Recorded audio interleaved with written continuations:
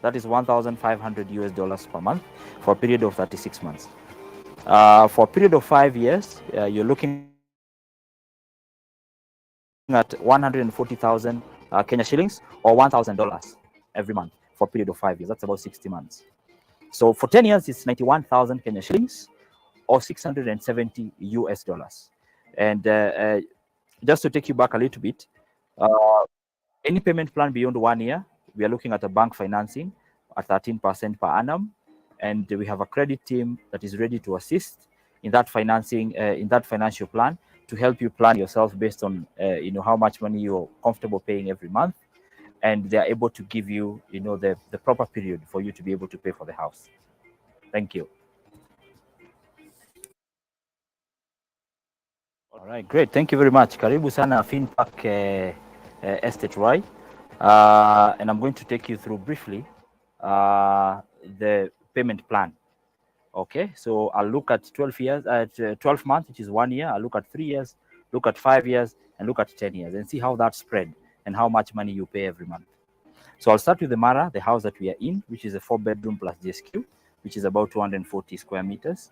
The price is 10.95 million Kenya shillings, which translates to 81,000 US dollars, with a deposit of 30%, which stands at 3.28 million, which is equivalent of 24,000 US dollars.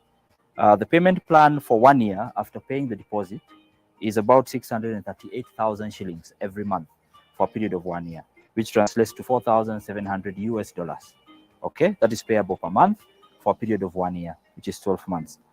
For a period of 3 years, which is 36 months, is 258,000 shillings per month, or 1,900 US dollars per month for a spread of 36 months.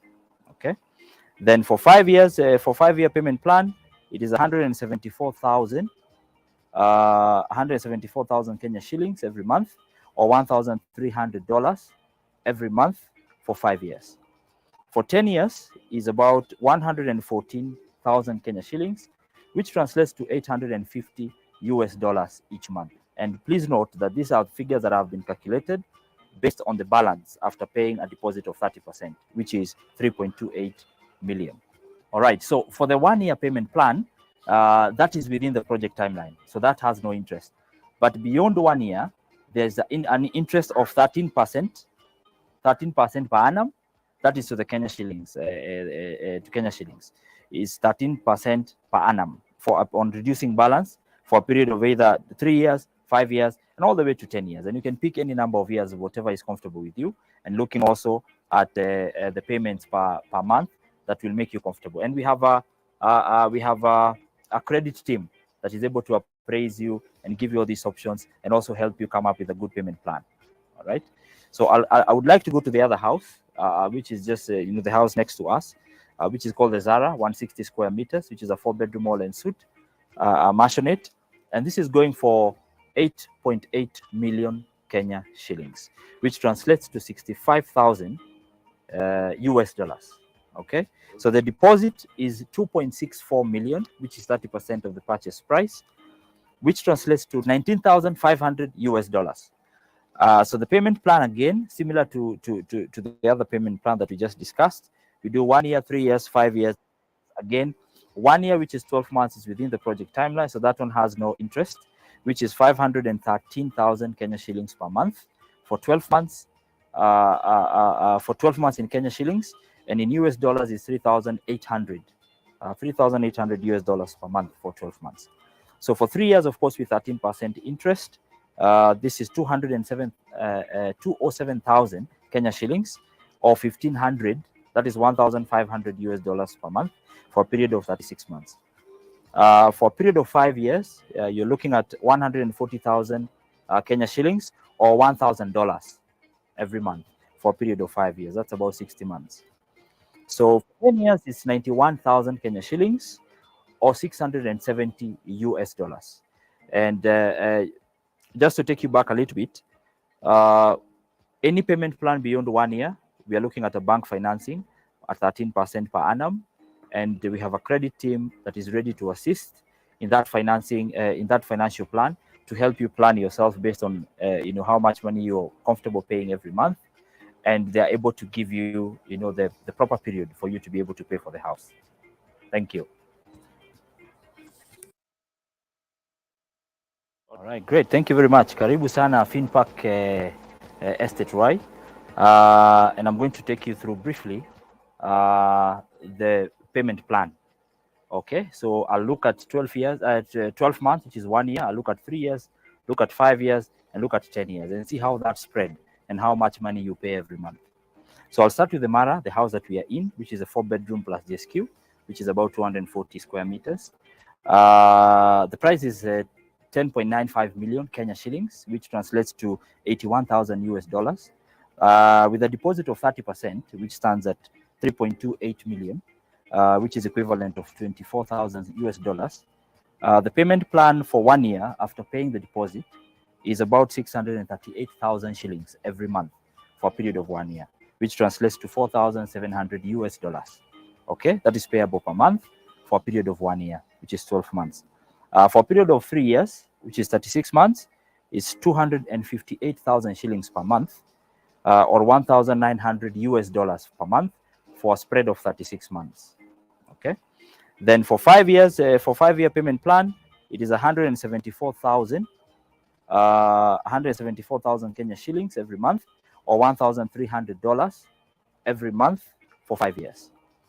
For 10 years is about 114,000 Kenya shillings, which translates to $850 each month. And please note that these are figures that have been calculated based on the balance after paying a deposit of 30%, which is 3.28 million. All right, so for the 1-year payment plan, that is within the project timeline, so that has no interest. But beyond 1 year, there's an interest of 13% per annum. That is to the Kenya shillings. To Kenya shillings is 13% per annum for on reducing balance for a period of either 3 years, 5 years, and all the way to 10 years. And you can pick any number of years, whatever is comfortable with you, and looking also at the payments per month that will make you comfortable. And we have a credit team that is able to appraise you and give you all these options and also help you come up with a good payment plan. All right. So I would like to go to the other house, which is just the house next to us, which is called the Zara, 160 square meters, which is a 4-bedroom all and suite, maisonette, and this is going for 8.8 million Kenya shillings, which translates to 65,000 US dollars. Okay, so the deposit is 2.64 million, which is 30% of the purchase price, which translates to 19,000 to the other payment plan that we just discussed.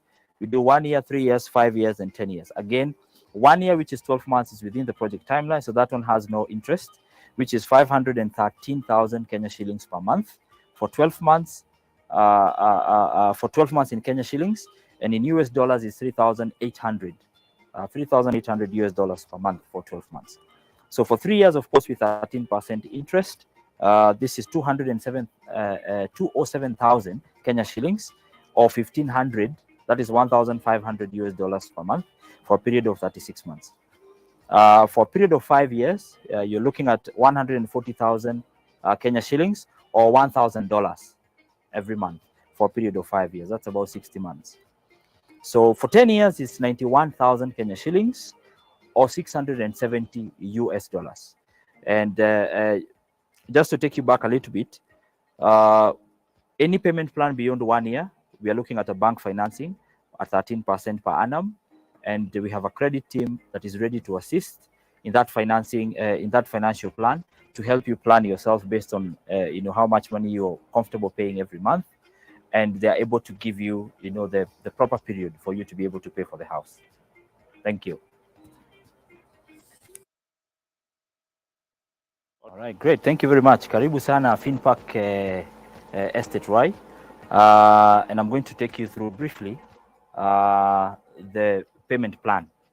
Okay, so I'll look at 12 years, 12 months, which is 1 year. I'll look at 3 years, look at 5 years, and look at 10 years, and see how that's spread and how much money you pay every month. So I'll start with the Mara, the house that we are in, which is a 4-bedroom plus GSQ, which is about 240 square meters. The price is 10.95 million Kenya shillings, which translates to 81,000 US dollars, with a deposit of 30%, which stands at 3.28 million, which is equivalent of 24,000 US dollars. The payment plan for 1 year after paying the deposit is about 638,000 shillings every month for a period of 1 year, which translates to 4,700 US dollars. Okay, that is payable per month for a period of 1 year, which is 12 months. For a period of 3 years, which is 36 months, is 258,000 shillings per month, or 1,900 US dollars per month for a spread of 36 months. Okay. Then for 5 years, for 5-year payment plan, it is 174,000 Kenya shillings every month, or $1,300 every month for 5 years. For 10 years is about 114,000 Kenya shillings, which translates to 850 US dollars each month. And please note that these are figures that have been calculated based on the balance after paying a deposit of 30%, which is 3.28 million. All right, so for the 1 year payment plan, that is within the project timeline, so that has no interest. But beyond 1 year, there's an interest of 13% per annum, that is to the Kenya shillings.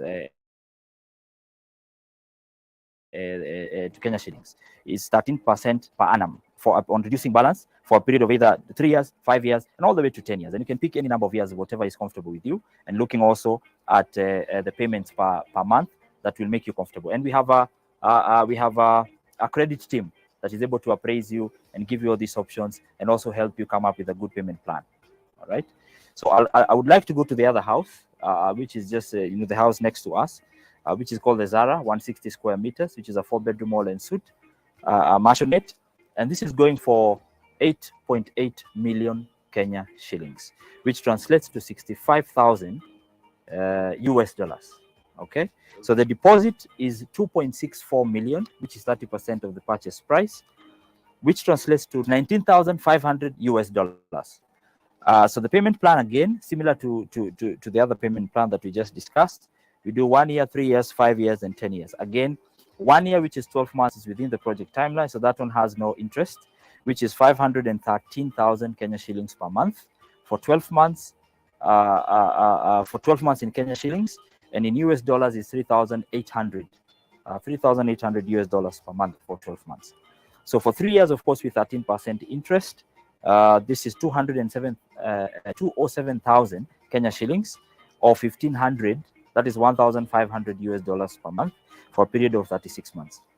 For a period of 5 years, you're looking at 140,000 Kenya shillings, or $1,000 every month for a period of 5 years. That's about 60 months. So for 10 years, it's 1,000 Kenya shillings, or 670 US dollars. And just to take you back a little bit, any payment plan beyond 1 year, we are looking at a bank financing at 13% per annum, and we have a credit team that is ready to assist in that financing, in that financial plan, to help you plan yourself based on how much money you're comfortable paying every month, and they are able to give you the proper period for you to be able to pay for the house. Thank you. All right, great. Thank you very much. Karibu sana Finpark Estate, right? And I'm going to take you through briefly the payment plan. Okay, so I'll look at 12 years, 12 months, which is 1 year. I'll look at 3 years, look at 5 years, and look at 10 years, and see how that's spread and how much money you pay every month. So I'll start with the Mara, the house that we are in, which is a 4-bedroom plus GSQ, which is about 240 square meters. The price is 10.95 million Kenya shillings, which translates to 81,000 US dollars, with a deposit of 30%, which stands at 3.28 million, which is equivalent of 24,000 US dollars. The payment plan for 1 year after paying the deposit is about 638,000 shillings every month for a period of 1 year, which translates to 4,700 US dollars. Okay, that is payable per month for a period of 1 year, which is 12 months. For a period of 3 years, which is 36 months, it's 258,000 shillings per month, or 1,900 US dollars per month for a spread of 36 months. Then for 5 years, for 5-year payment plan, it is 174,000 Kenya shillings every month, or $1,300 every month for 5 years. For 10 years is about 114,000 Kenya shillings, which translates to 850 US dollars each month. And please note that these are figures that have been calculated based on the balance after paying a deposit of 30%, which is 3.28 million. All right, so for the 1 year payment plan, that is within the project timeline, so that has no interest. But beyond 1 year, there's an interest of 13% per annum. That is to the Kenya shillings. To Kenya shillings is 13% per annum for on reducing balance for a period of either 3 years, 5 years, and all the way to 10 years. And you can pick any number of years, whatever is comfortable with you, and looking also at the payments per month that will make you comfortable. And we have a credit team that is able to appraise you and give you all these options and also help you come up with a good payment plan. All right. So I would like to go to the other house, which is just the house next to us, which is called the Zara, 160 square meters, which is a 4-bedroom all and suite, mansionette, and this is going for 8.8 million Kenya shillings, which translates to 65,000 US dollars. Okay, so the deposit is 2.64 million, which is 30% of the purchase price, which translates to 19,500 US dollars. So the payment plan, again, similar to the other payment plan that we just discussed. We do 1 year, 3 years, 5 years, and 10 years. Again, 1 year, which is 12 months, is within the project timeline, so that one has no interest, which is 513,000 Kenya shillings per month for 12 months. For 12 months in Kenya shillings, and in US dollars is 3,800 US dollars per month for 12 months. So for 3 years, of course, with 13% interest, this is 207,000 Kenya shillings, or 1,500, that is 1,500 US dollars per month for a period of 36 months. For a period of 5 years, you're looking at 140,000 Kenya shillings, or $1,000 every month for a period of 5 years. That's about 60 months. So for 10 years, it's 91.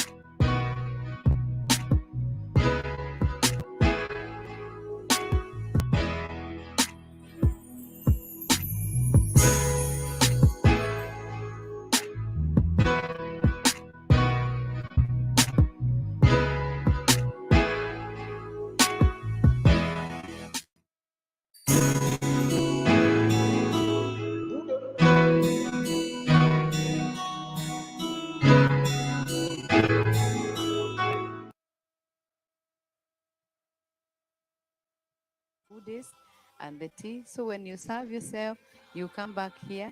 We eat when we are talking. And that will be awesome. God bless you so much. Amen.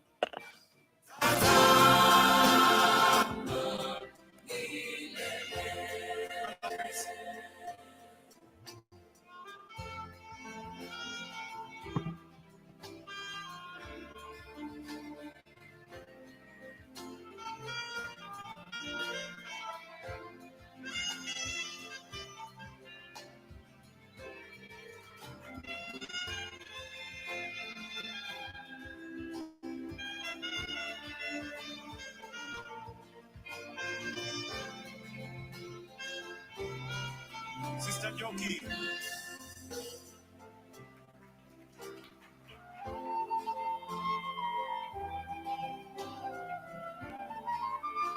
Hallelujah.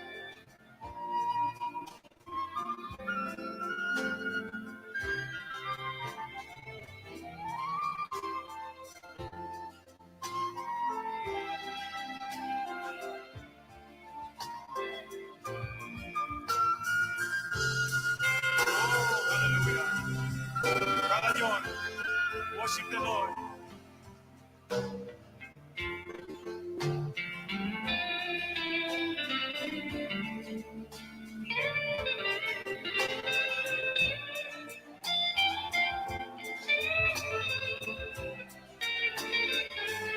Hallelujah, Jesus. We want to dwell in your presence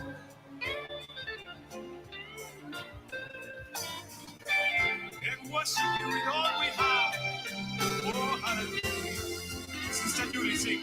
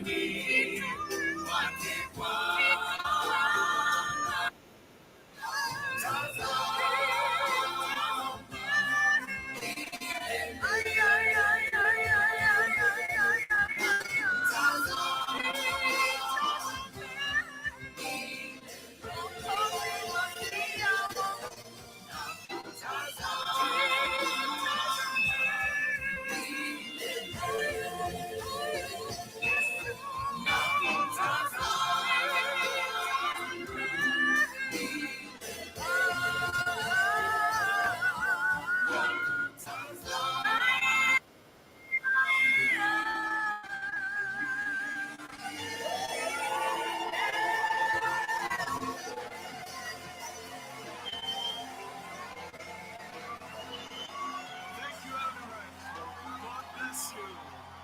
God bless you.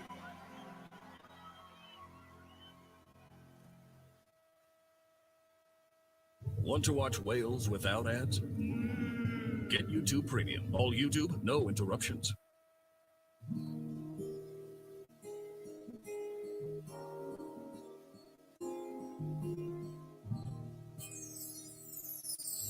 Ninashangaa nikielewa wewe ni zaidi ya vile nilivyoambiwa juu yako. tena sauti yako yanizidia sauti zote ninazosikia. Ninashangaa nikielewa wewe ni zaidi ya vile nilivyoambiwa juu yako, tena sauti yako Baba yanizidia sauti zote ninazosikia. Yale umetenda Baba yote ni makuu, maana wayatenda kwa upendo. Yale unasema Baba yote ni kweli, maana pia wayasema kwa upendo. Oh, yale umetenda Baba yote ni makuu, maana wayatenda kwa upendo. Yale unasema Baba yote ni kweli, maana pia wayasema kwa upendo. Nimejipata ndani ya upendo wako, umekuwa kwangu mapumziko. Neema yako yanitosha, nikiwa nawe mimi niko huru. Nimejipata ndani ya upendo wako, umekuwa kwangu mapumziko. Neema yako Yesu Baba yanitosha, nikiwa nawe mimi niko huru. Yale umetenda Baba yote ni makuu, Yesu Bwana wayatenda, Bwana wangu kwa upendo. Haleluya. Yale unasema Baba Bwana Yesu yote ni kweli, Yesu Bwana pia wayasema kwa upendo. Yale umetenda Baba Yesu yote ni makuu, Bwana wayatenda Yesu kwa upendo. Yale unasema Baba oh Yesu Baba yangu, Bwana pia wayasema kwa upendo. Wewe ni Mungu mkuu, mfalme wa wafalme, Muumba wa mbingu na nchi, heshima zote ni zako. Hakuna kama wewe.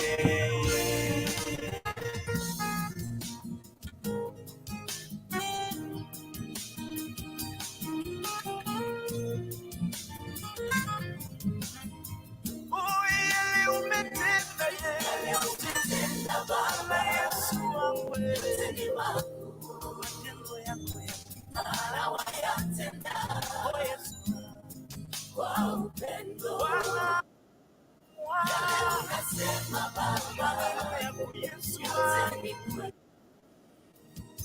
maana pia wayasema kwa upendo. Oh, yale umetenda Baba ni makuu, umenipa amani, Bwana wayatenda kwa upendo. Yale unasema Baba yote ni kweli, oh Yesu, maana pia wayasema kwa upendo.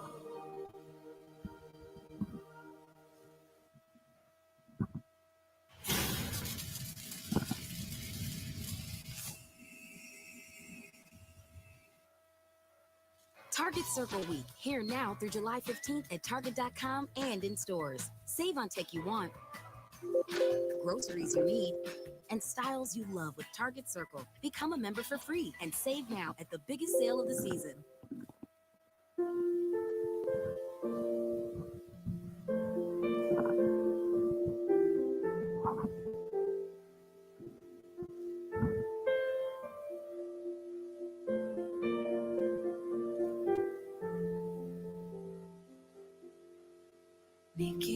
Nikipoteza njia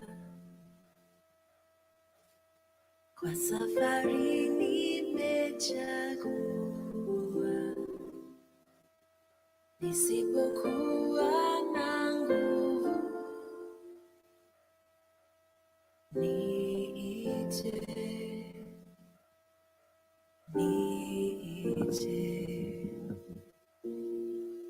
niongoze kwa neema,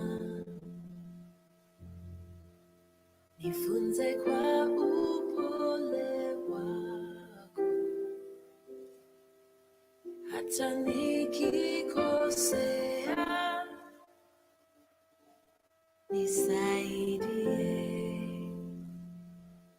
nisaidie, natamani kutembea nawe, natamani kutembea nawe, natamani kutembea nawe, niongoze,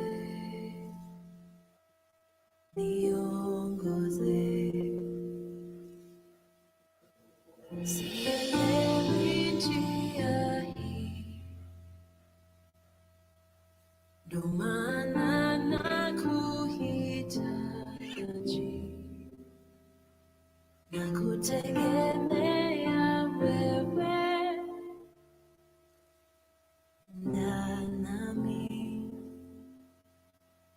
enda nami, nashindwa kukupa yote, hata hivyo nitaamini, najua mwishowe kuna raha,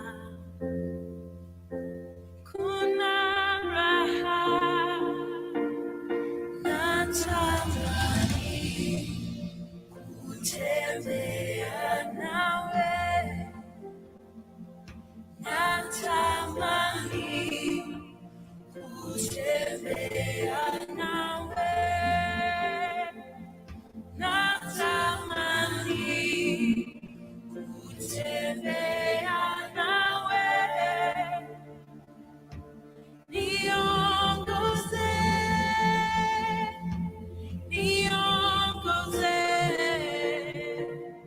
natamani kutembea nawe, natamani kutembea nawe, nisaidie kutembea nawe, niongoze,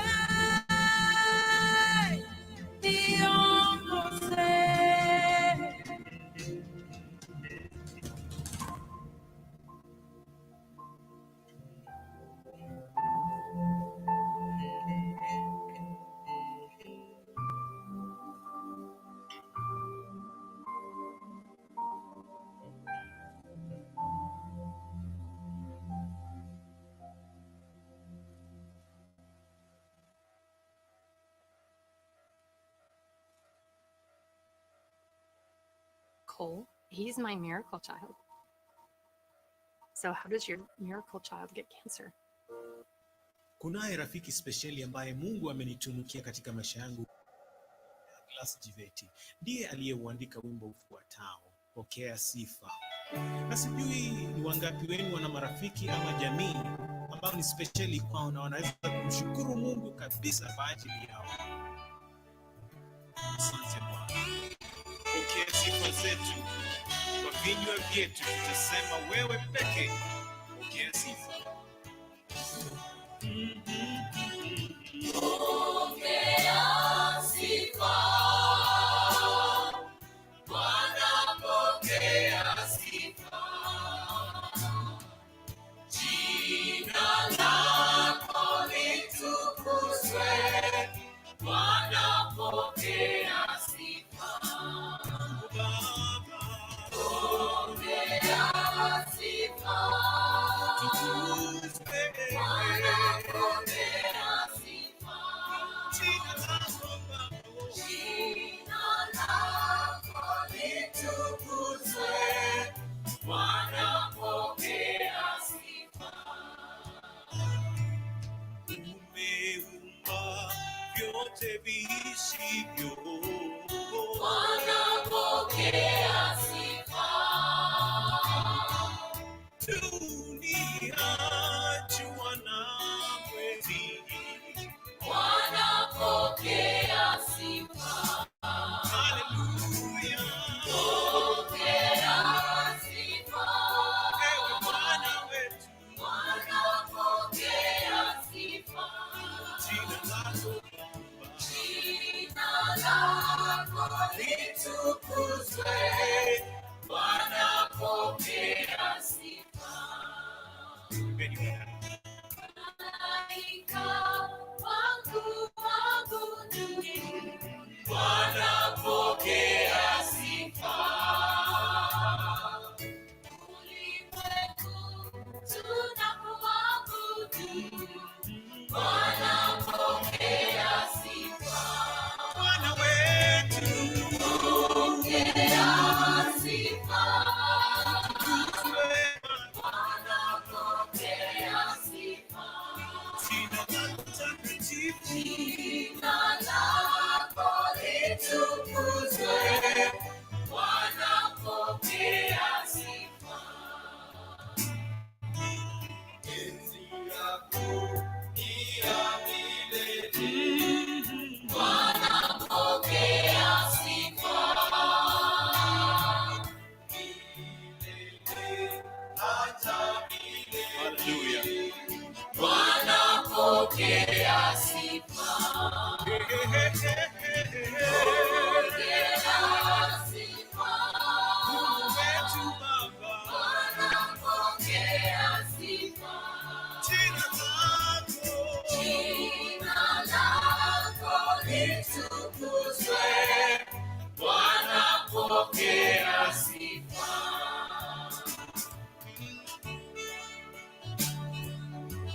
Oh, Baba yetu, twaja kwako tukiungana na maumbile yote uliyofanya kwa mkono wako.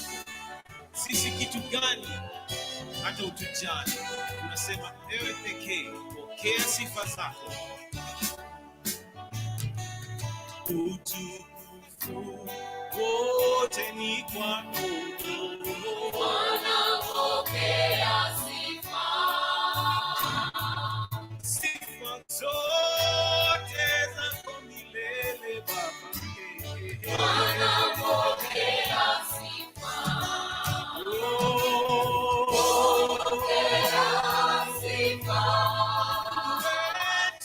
Bwana pokea sifa. Jina lako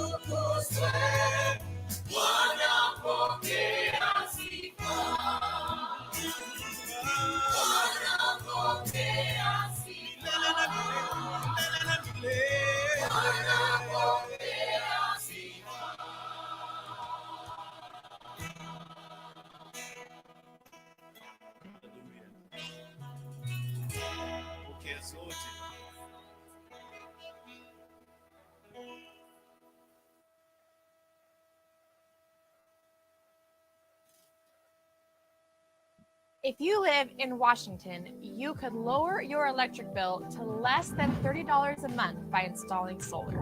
How? Well, first you need to live in a qualified area. You can enter your zip code below to ensure your eligibility.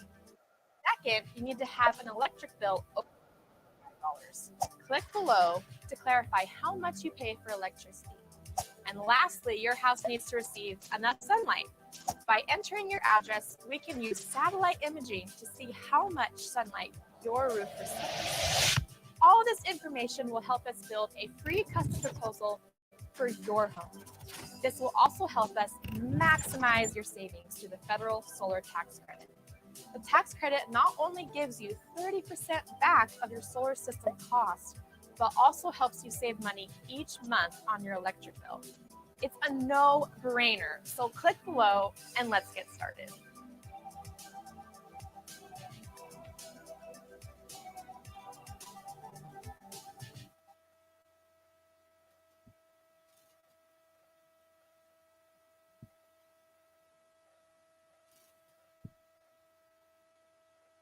Most people have no clue that in 2023, the best way to make money on Amazon is not with physical products.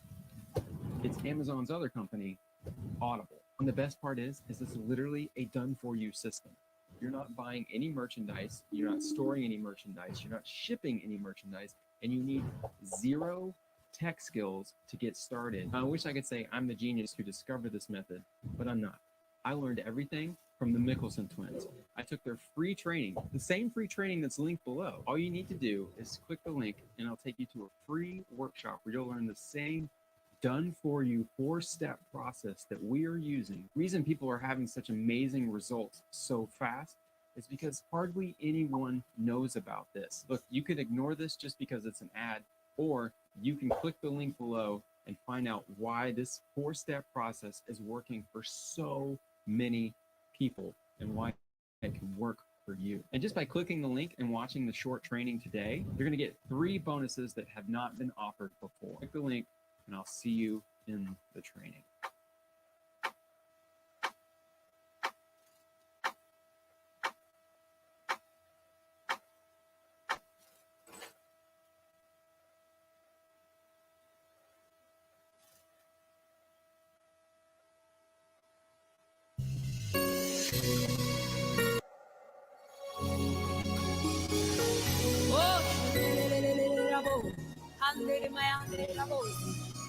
There is a God who hears all our prayers. Yes, there is a God who answers. There is a God in heaven who hears all of our prayers. Oh, there is a God in heaven who answers all of our prayers. Whenever we pray, He hears and He answers. Whenever we pray, He hears all of our prayers. Yes, He hears. He sees all that is hidden in secret. He hears. Keep calling Him, He will answer you. Oh, hallelujah. Yupo Mungu mbinguni, asikiaye maombi yetu. Oh, yupo Mungu mbinguni, ayajibuye maombi yetu. Oh, Baba, tunapoomba, asikia, anajibu. Tunapoomba, asikia maombi yetu. Tunapoomba, asikia, anajibu. Tunapoomba, asikia maombi yetu. Sikiaye maombi, sikiaye maombi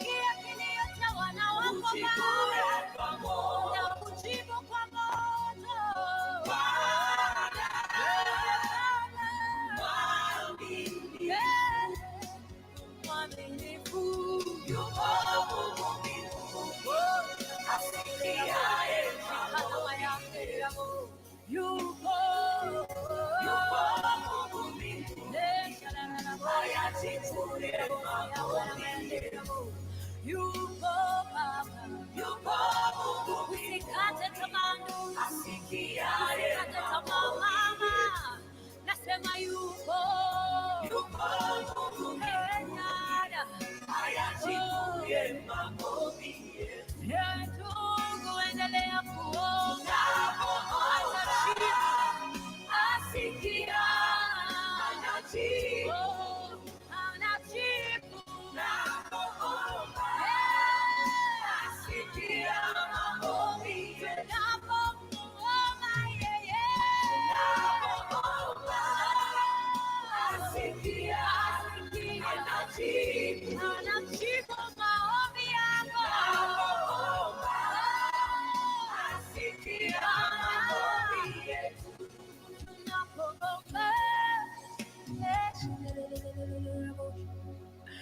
Tunapomba sikia maombi yetu.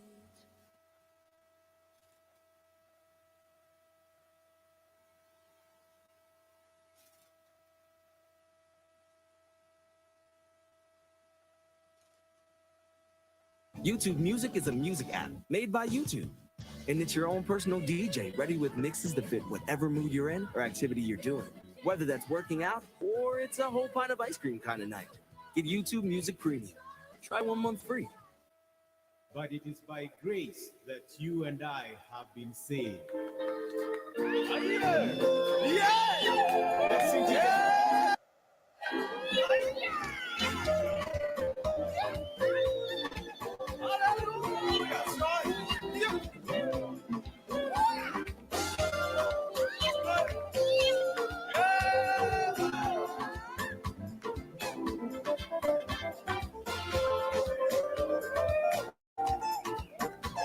Many of you remember this.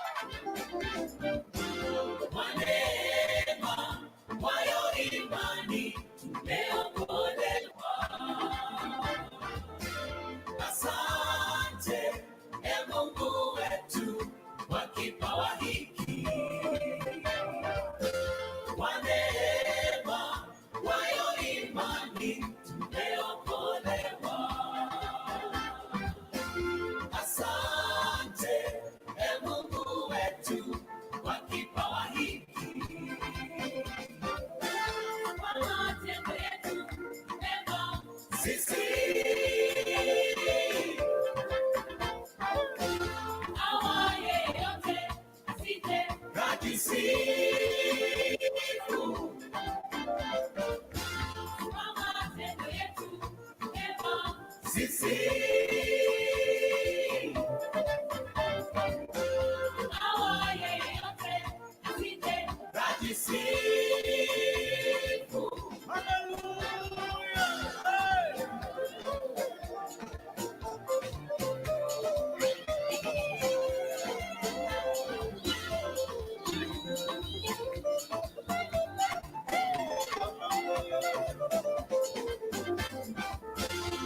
tumeumbwa katika Kristo, tutende mema,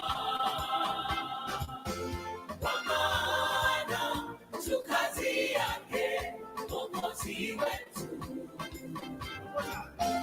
Tumeumbwa katika Kristo, tutende mema, kwa maana tu kazi yake Mwokozi wetu.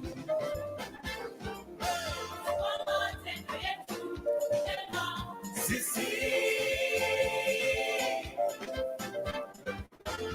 awaye yote usije kajisifu, kwa matendo yetu mema. Sisi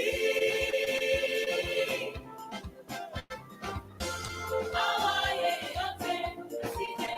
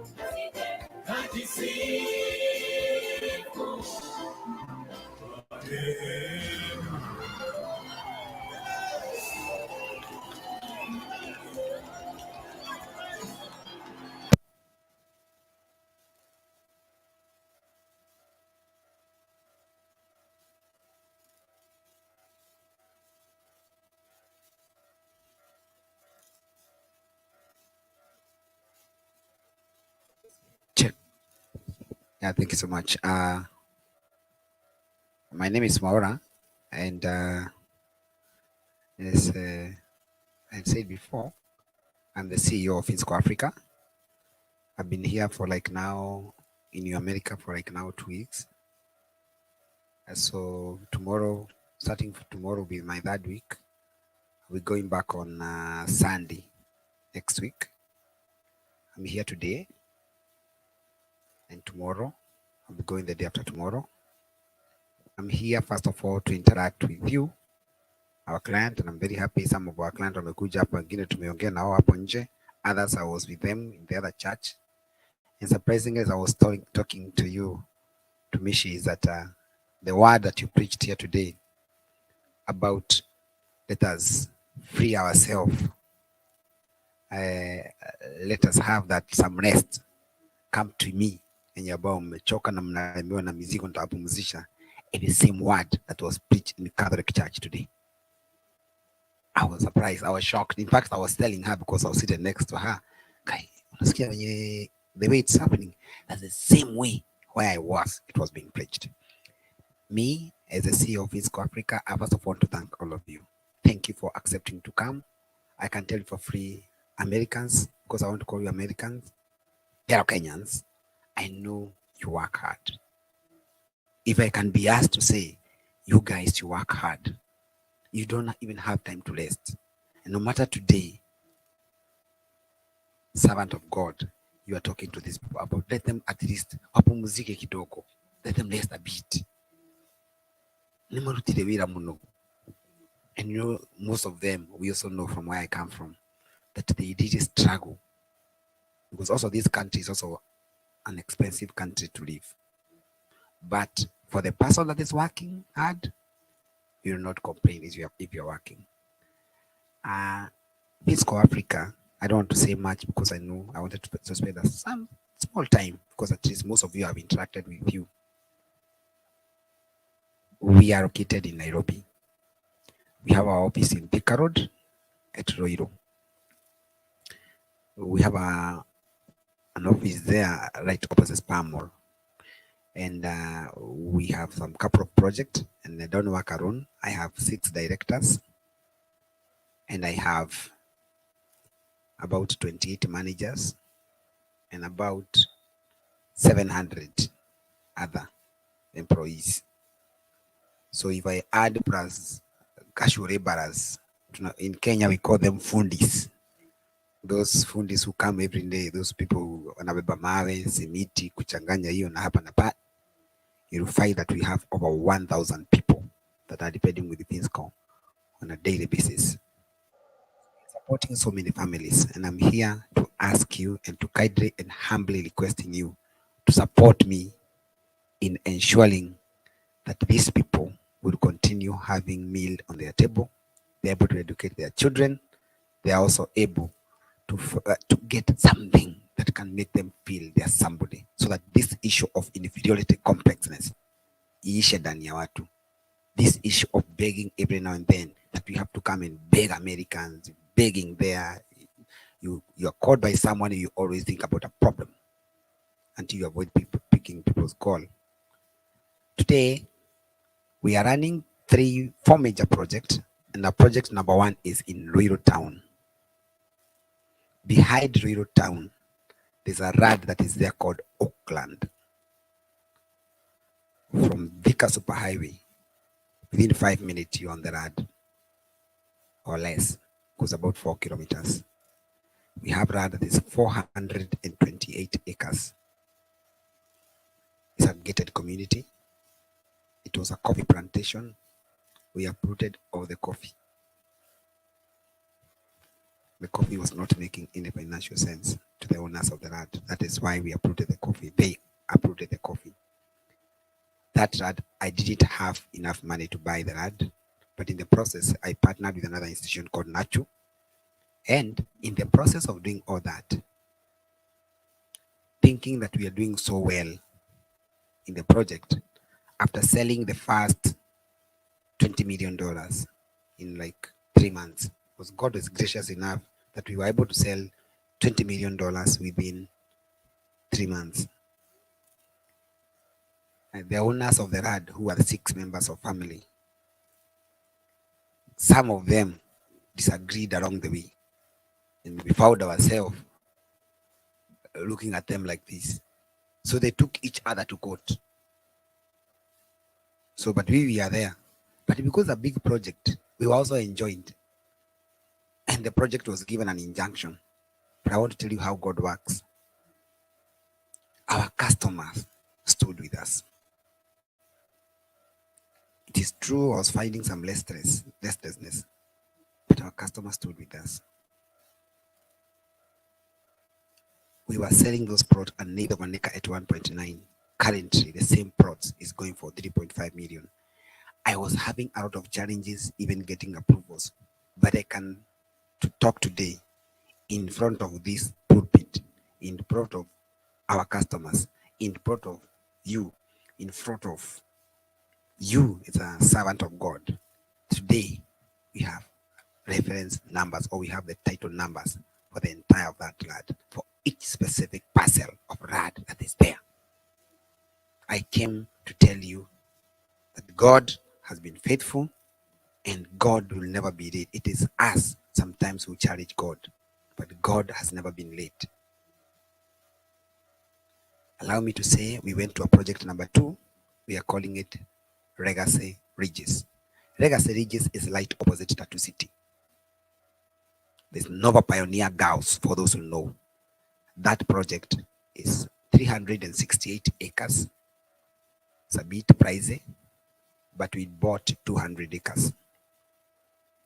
We've managed to do perimeter wall. We've managed to do roads, access road. We've managed to do water. We've managed to do electricity. As we speak right now, customers have started living there in a span of 1.5 years. As we speak today, that project also, I was also caught up in the process on court cases again. Because the man who sold the land to us had 2 wives. And one wife, the family of one wife took the family of the second wife to court. But the man left a will. So they took the issue to the court. So out of court again for another 6 months. But finally, we came out of it. As we speak today, I came here with the titles. And that's what I was telling my sisters who are there. Today, I'm celebrating how God is faithful. And you cannot challenge the faithfulness of God. Sometimes I say, let us not challenge God. Let us challenge our faith. This is a freehold title for Legacy Ridges. We've managed a RAD that is big enough. I didn't have money to do this project entirely. including borrowing, because sometimes when you try to borrow, when you don't have enough money, even the bank cannot give you money. But finally,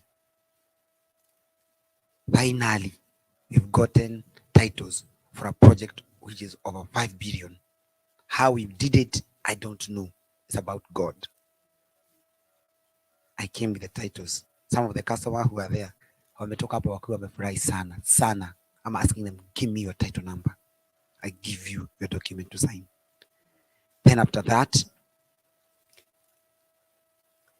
most of the customers started saying, can you do some houses for us? And we end up doing a housing construction. And we went to Roiro. We went to Roy, a place called, I don't know if it could have been shown here. It could have been very nice. Okay. So we went to Roy and gotten a project there. We are doing 300 unit, and we are doing a 4-bedroom plus DSQ. That means a 5-bedroom house at 10.9 million. A house that you can buy at 17 million. I'm giving it to you that house at 10.9. Basically, that's about $81,000 thereabout. As we speak today, we have managed to construct about 15 of them in that project, and they are ongoing.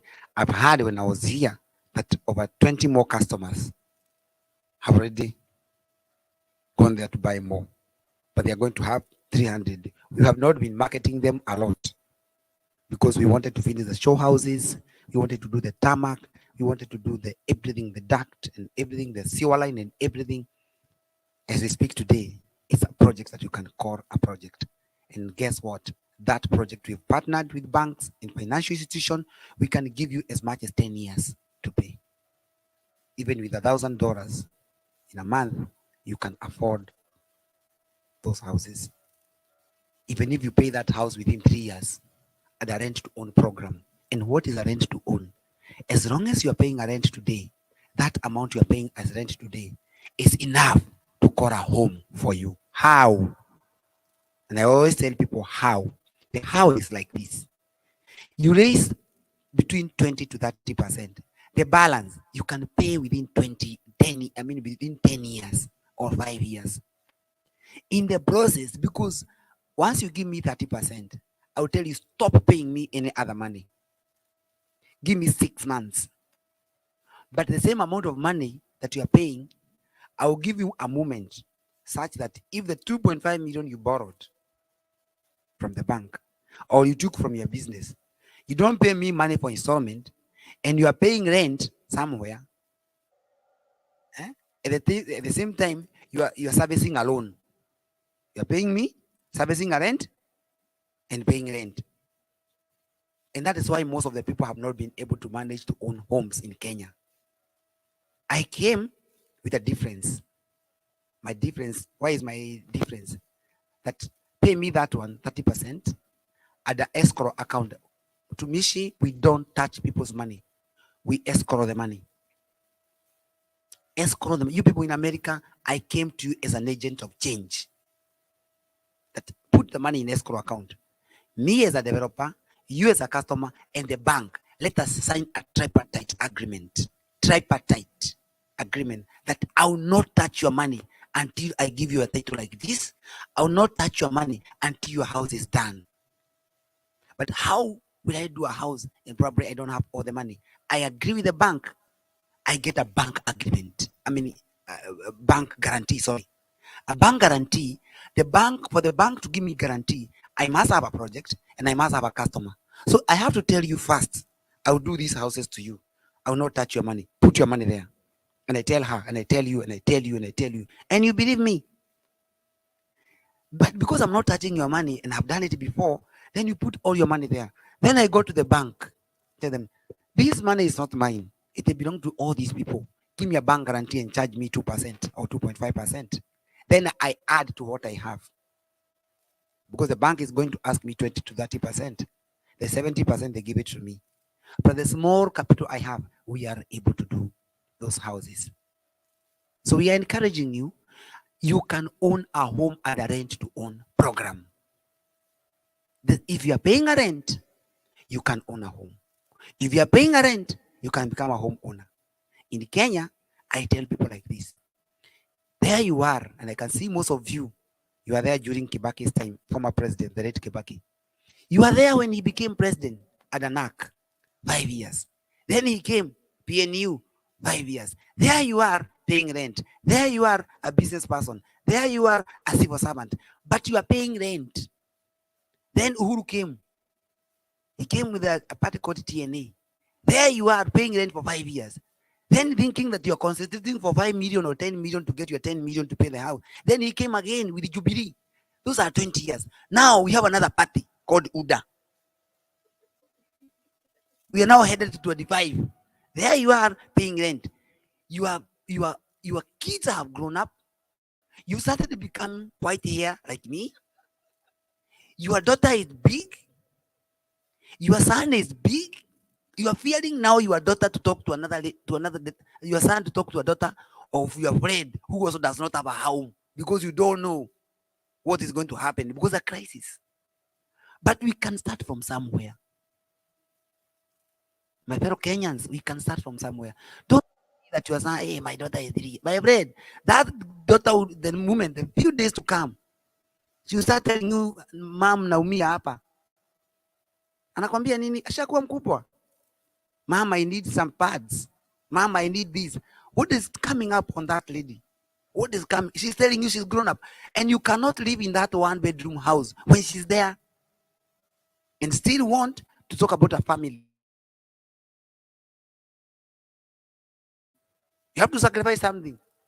Either you sacrifice the husband or you sacrifice the kids. So to ensure both of them are safe, sit down as the owner of the home, because some of the ladies when you're in Kenya, most of them, we have so many single ladies who are there in Kenya. I can tell you, become the father and the mother. Protect these kids from early marriages or to knowing on this early pregnancy. How early pregnancy start? They start in those. If you go to Madare, my friend, you have a kid who is Form 1 going to school. Is Form 1. Are you getting me what I'm saying? There you are in the next room and you by mabati. You are making love with your husband or your wife, and they are here sleeping there, pretending they're sleeping. They are listening to what is happening in the next room. They will go and try in the next room when you go to work. To ensure that one does not come to you or to your sister, to your brother, let us start planning early. And the way of planning early is rent to own program. That house that you rent today, in 10 years to come, if you're buying that house at 6 million, it will be over 10 million. You use the same house as a collateral, and you go to the bank and borrow money with it.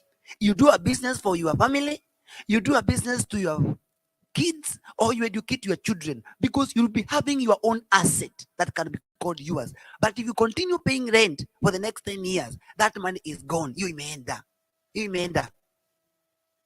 But that money is gone, and gone forever. You don't see it. But even if you are charged in our country like 13%, don't worry, it's 7% is yours. Why are you complaining that the bank is taking 13%? But when you pay the rad road 100%, it's gone. Save 87% by taking that one. Don't be worried, hey, these mortgages are too high. No. At the end of the day, the house is yours. Finally, the new kid in the house. We have a new project that is at the Blue Post Hotel. 400 acres. And that is what I brought to you today. That land is full of macadamia. It's a 400 acres land. I would like to give each and every one of you this book. I didn't have enough money to buy the entire of this land. I rushed to National Bank. And I told National Bank I need to be supported. And they agreed. For 400 acres, I'm buying into blocks of 200. So I've signed the first 200 acres. It's something that you can confirm. You can call National Bank and ask, is it true Finsco Africa are getting this land? It is quite a substantial amount of money. So I would like you to hold this book I will explain to you slightly, but so that at least you can show someone what is this, and you tell someone what is. So if you're there, you can get one. I would like you to, even you can get that one like this. I don't know whether they're enough. Yeah, yeah. Those one who are behind, they have them. Please give the one that are there behind, and the gentleman that is there. I know Pastor kona yake. That lad, give me one so that I'll be able to read. Yeah. That lad, if you look from page 1, the gate gonna be look like that way. The gate is approved. And I'm not lying to you. You can confirm from Moranga County. You guys, I know you do a lot of investigation. You're not like probably some people. Before you buy, you investigate a lot. But when you trust, you trust. The gate is approved and the perimeter wall is approved. But I had not started before because I wanted the entire 300 acres to be approved. So we are not going to get approval for the 400. We are going to get the first approval for the 300 acres. It's going to be that way. It's written Vika Groove Chania. Vika Groove Chania is a special purpose vehicle.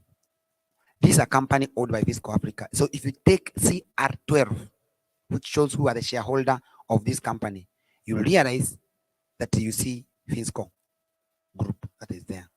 And basically, you'll see my name as a director. Number 2, go to page number 2. Page 2, you'll see a photo like this. This is a photo that we took from the land. Yeah, here. That's how it will look like. That I thought that they could have prayed to tukacheza kwa simu. Number 3, I want to look here. Up. I like you to look at where the point is written blue post. Have you seen blue post? Up a blue post, there's a road that go towards Katanga. There's a place which is very famous. Watu wanasimamanga hapo inaitwa Jogoo Kimakia. Mnaisikianga? That road that is just there, which is 400 acres, is full of macadamia. That is now our road. From Blue Post, walking like this, the way I'm walking, it will take you about 5 minutes. With your car, it will take you about a minute. 1 minute, driving like this. So from Blue Post, people will be walking. Can be walking. If you want to go to the town, walking from the road, you can walk. It will take you less than 10-15 minutes. Town.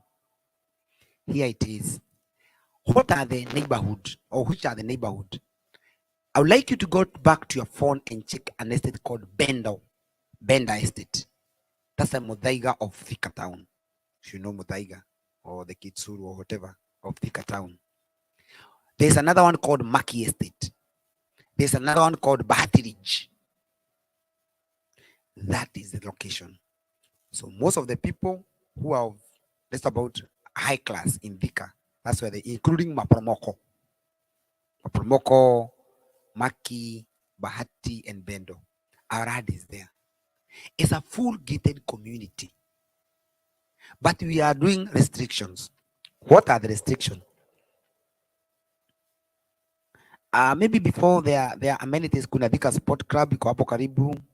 Thika Green, iko hapo. Blue Post, Pioneer Academy, Mount Kenya University, and all that. Allow me to take you to the next page. I'm finishing. I'd like you to look at here. This page. Unfortunately, this is not NABAD. It could have been easy. Pricing. First of all, look at the green. How those things are, how those trees are. That is why I would like you to buy your ad. A retirement home. Or a place that you can go, wow, this is a home. If you don't want to retire there, buy for an investment. You never go wrong. Why? Look at the pricing. I'm selling an eighth of an acre, which is 50 by 100 at 2.8 million. Basically, it's about $20,600. A quarter, I'm selling at 5.5. 5.5 million is about $40,000. Basically, we are talking about the same location. Everybody who is here has an Android phone. There, to buy a rad, you cannot buy, and I can tell you for free. Check. If you confirm it is true, then you call me a liar. You cannot get the same location with less than 10 million shillings for a quarter. If you confirm it is true, other than that, don't go and get to someone who is being auctioned, and you come and tell me he's selling 6 million, and then you tell me I'm a liar. Or don't get to someone who is selling his own rad, a navy, just a navy, his own personal rad, his own, and he has his own problem. He does not care. But that is not the market price for this. The actual market price for this is about 10 million and above. And you can check it's even going up to 15 million. I'm selling that land to you at 5.5 million only. If you want to have, I'm selling it to you at 9 million. My brothers and my sisters, I have an acre at that price. What are the arrangements that are there? Pay me, if you can pay me cash. I know you guys, you have sometimes paying cash, but for some of you who don't have all the money, I've structured with National Bank. Pay me 30%. The balance, they can give you as much as 10 years. 10 years. But you may not need all those 10 years. If it's 10 years, take buy and build. Buy and build means what? You buy a plot, and at the same time, we build the house for you. The question is it gated control? Yes.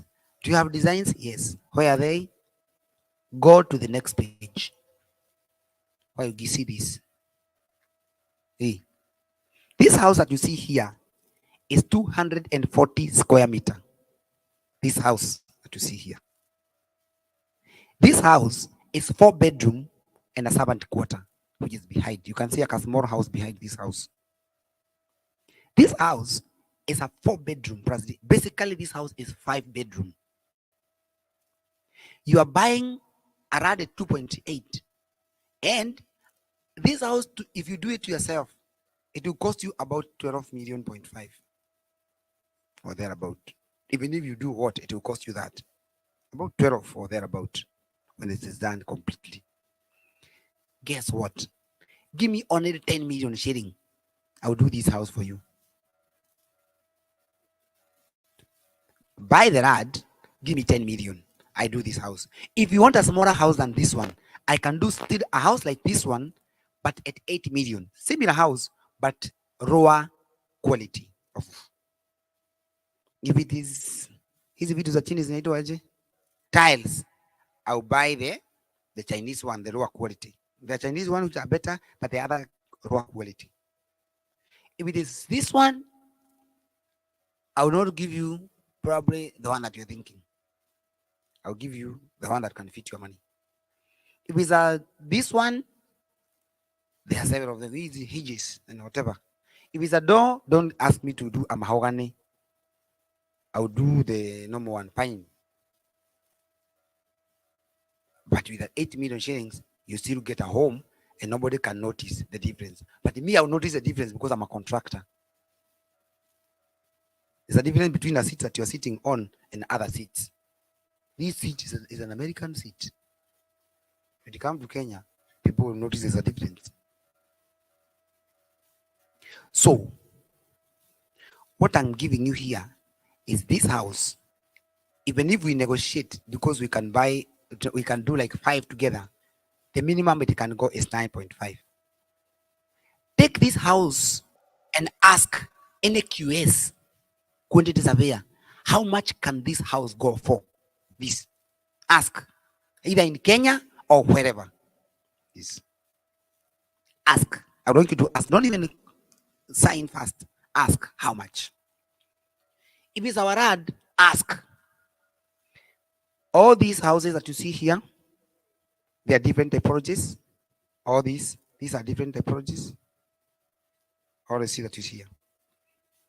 Now, finally, it's now this house. This one that you see here. Go to the next page. These are houses sitting on a quarter.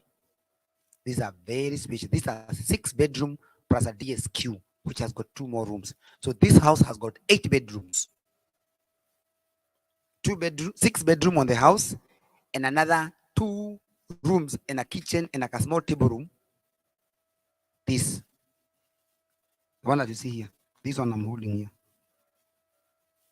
This house, if you can construct this house basically in Kenya, don't tell me you can do this house with anything less than 18 million. You can't. This house, 8 bedroom on a quarter, and these are 320 square meter. This is a very spacious house. This house that you can construct with 18, 19 million, I'm just telling you, give me only 14 or even 12.5. We see. We try with 12.5. If it refuses, we go to 13.5. This house that you see here, I will do it for you as big as it is. But don't go and, but if you choose maybe to have the high end premium product, you cannot add more than 2 million shillings from what I'm asking. Because you can decide to choose the fine tune. And finally, the house behind this one is not a flat roof. There's not a flat roof. There's almost similar amount. But all these houses are 4 bedroom with a DSQ sitting on a quarter. I have a program for you, and this program is, you must not buy land to do your house. Buy that land because it is cheap, not for speculation. You sell it for investment purposes. How do you go about it? Pay 50%. Go and tell the bank, I'll be paying this house for the next 5 years, this plot for the next 5 years. Then, and you continue paying your installment properly. Then, within 6 months, give me time. Within 6 months, I do a perimeter wall and I do the tarmac road inside. And I do street light. And I do water reticulation. Because there's power already. I'm buying land with the power. The electricity is there. The 3 phase. Everything is there. That land, give it only 6 months. Then you walk there doing like this. Then you say, I want 5 million. After 6 months,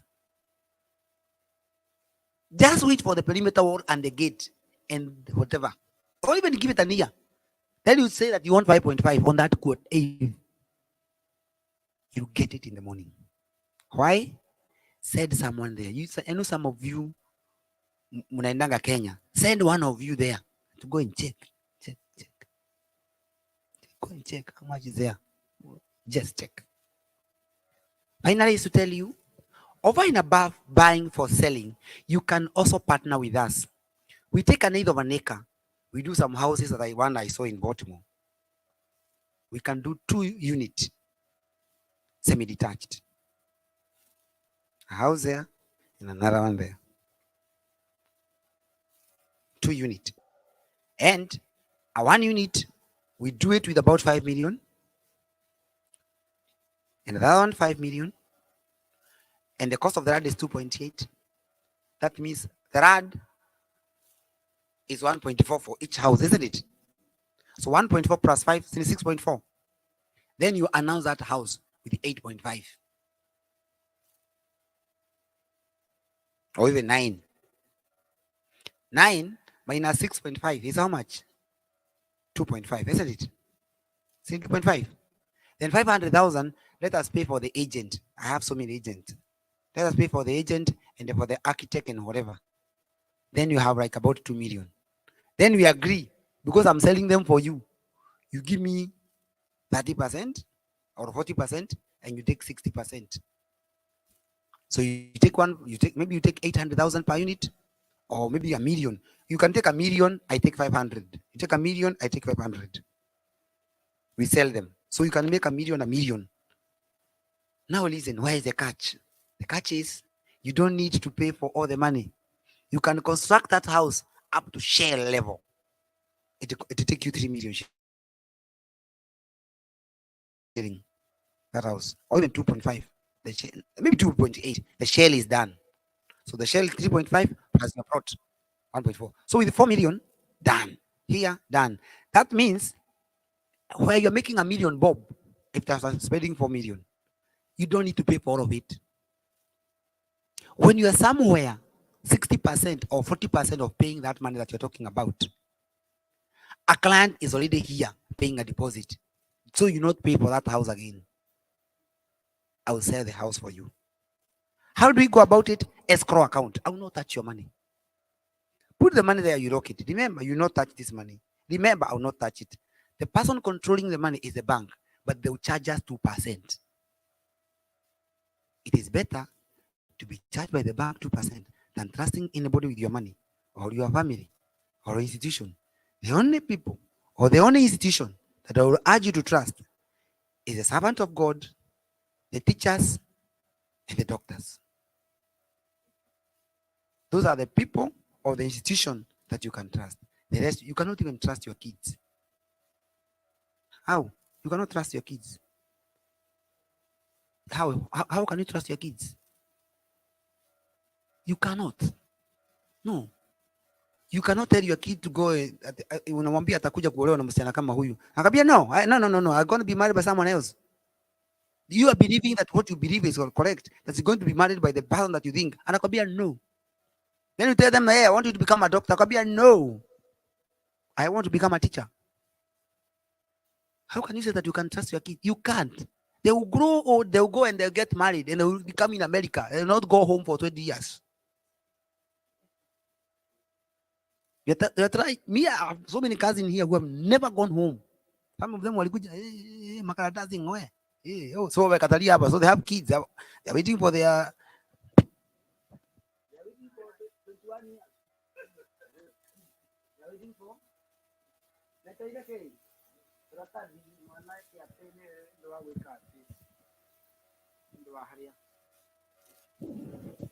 Are you getting what I'm talking about? But because they live here and they have the social number and have everything, Americans are ready to work with them. Because they also Americans, they want labor. They also want to have people with sharp brains. They also want people to, and Kenyans have sharp brains and they are good. Kenyans are sharp, they are whatever, they're hardworking. That's why America is doing better, because Kenya is also part of it. We give them the president. So we give them Obama. All right. So maybe that was an off the cuff. What I'm trying to tell you is there are so many people who are struggling. They can't go home. They came here, they've been living in this country. They even don't have time. Probably some of them have papers. They got the papers, but they can't go home.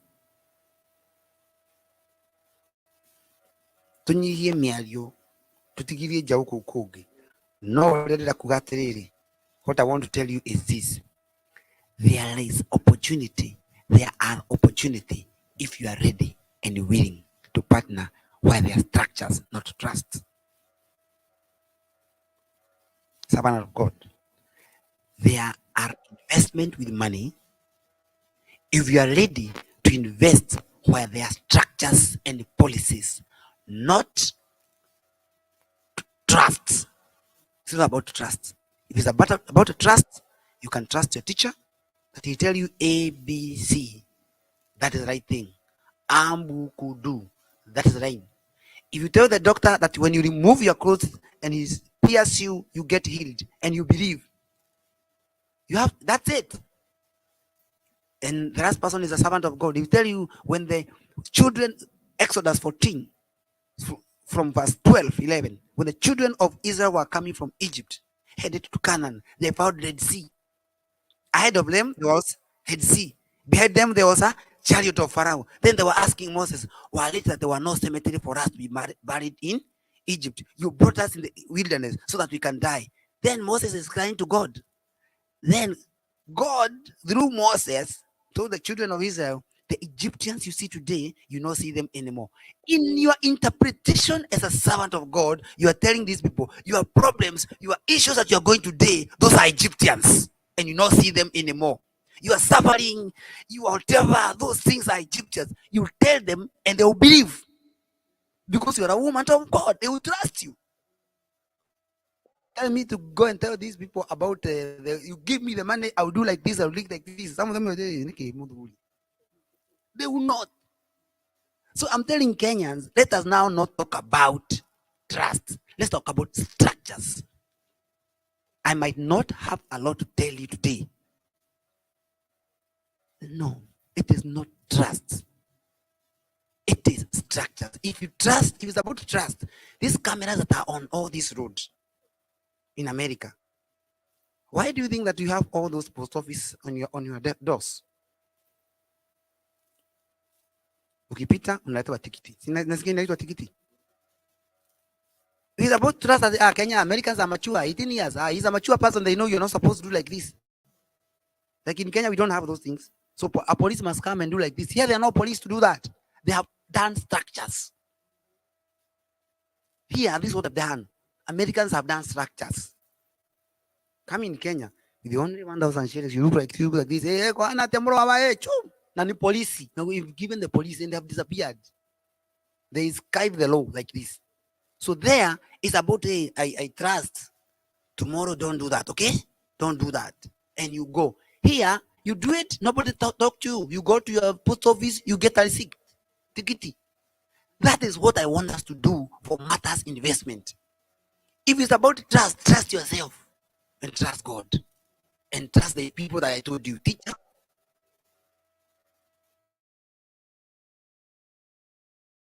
the servant of God, and doctors. And that is why even when you come to Kenya, those are the only 3 institutions that are not devolved. The school is not devolved. Health was devolved by mistake. We are not able to manage health at a county level. I can tell you for free. Me, I can tell you for free. Trust. Let me tell you now how trust happen. It can happen in a business. It's that you take your sister and you think that your sister, because you trust her so much, that when you go to work, you leave her there, she'll tell, my friend, she'll be late to come to work. When you call her, she'll tell the baby was not feeling well. But she overslept. So it's not about trust. Structures. That's why people even put CCTV cameras even in their businesses. Because it's no longer trust. The trust is no longer working. That is why Thomas was telling Jesus, no, wait a minute, I can't trust. Touch. Sometimes, if you take these things normally, it will take you so much abnormally. Like Mutai Karega said, fellow Kenyans, stay at home. If you take these things so much normally, it will take you abnormally. So in business, it's not about trust. The only thing you can talk in business is integrity. Integrity. Because there's some things that you still do make money. Like you go, you have a manager that you have employed in a hotel. They sell 4 crates of sodas. They come with 3 in a bag, but because there's a lot of business, they'll sell theirs, but you still sell the yours. That is lack of integrity. But the business is there. So I can tell you, let us on this matter of you are far away, that you are trusting me. Today, can you trust the bank without feeling details? When in the case of pesa, I'll come. No, you need a receipt. Your money must be given to a receipt. Otherwise, who will you ask? You must get a receipt. So there must be structures. Before I started real estate matters, I was doing a lot of consulting, TV, going to the TV, talking about economy. And I was telling Kenyans, today we are talking about $30 billion budget. I can tell you for free, Kenyans, we don't have money to support this constitution that we passed in 2010 because we have overrepresentation. Before 2010, we were having 30 ministers during the Kibaki's time. When the new constitution came, it came with 47 governors, and each governor has 10 ministers. Each minister multiplied by 47, those are 470, plus the one that are on the national government, those are 500. That is a new thing that came. But still Kenyans were still in darkness. Still Kenya were in darkness. Today, we never have cabinet, national county assembly. Today, they are there. They are speaker of the assembly, the whip, the whatever, Kenyans.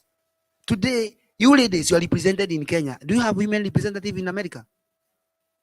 Huh? Kenya, we have women led. Kenya, we have women led. 47 of them. Then we have senators. And sometimes you go and read our constitution very clear, those standing orders. The work of the senator and the work of the MP, they are colliding always.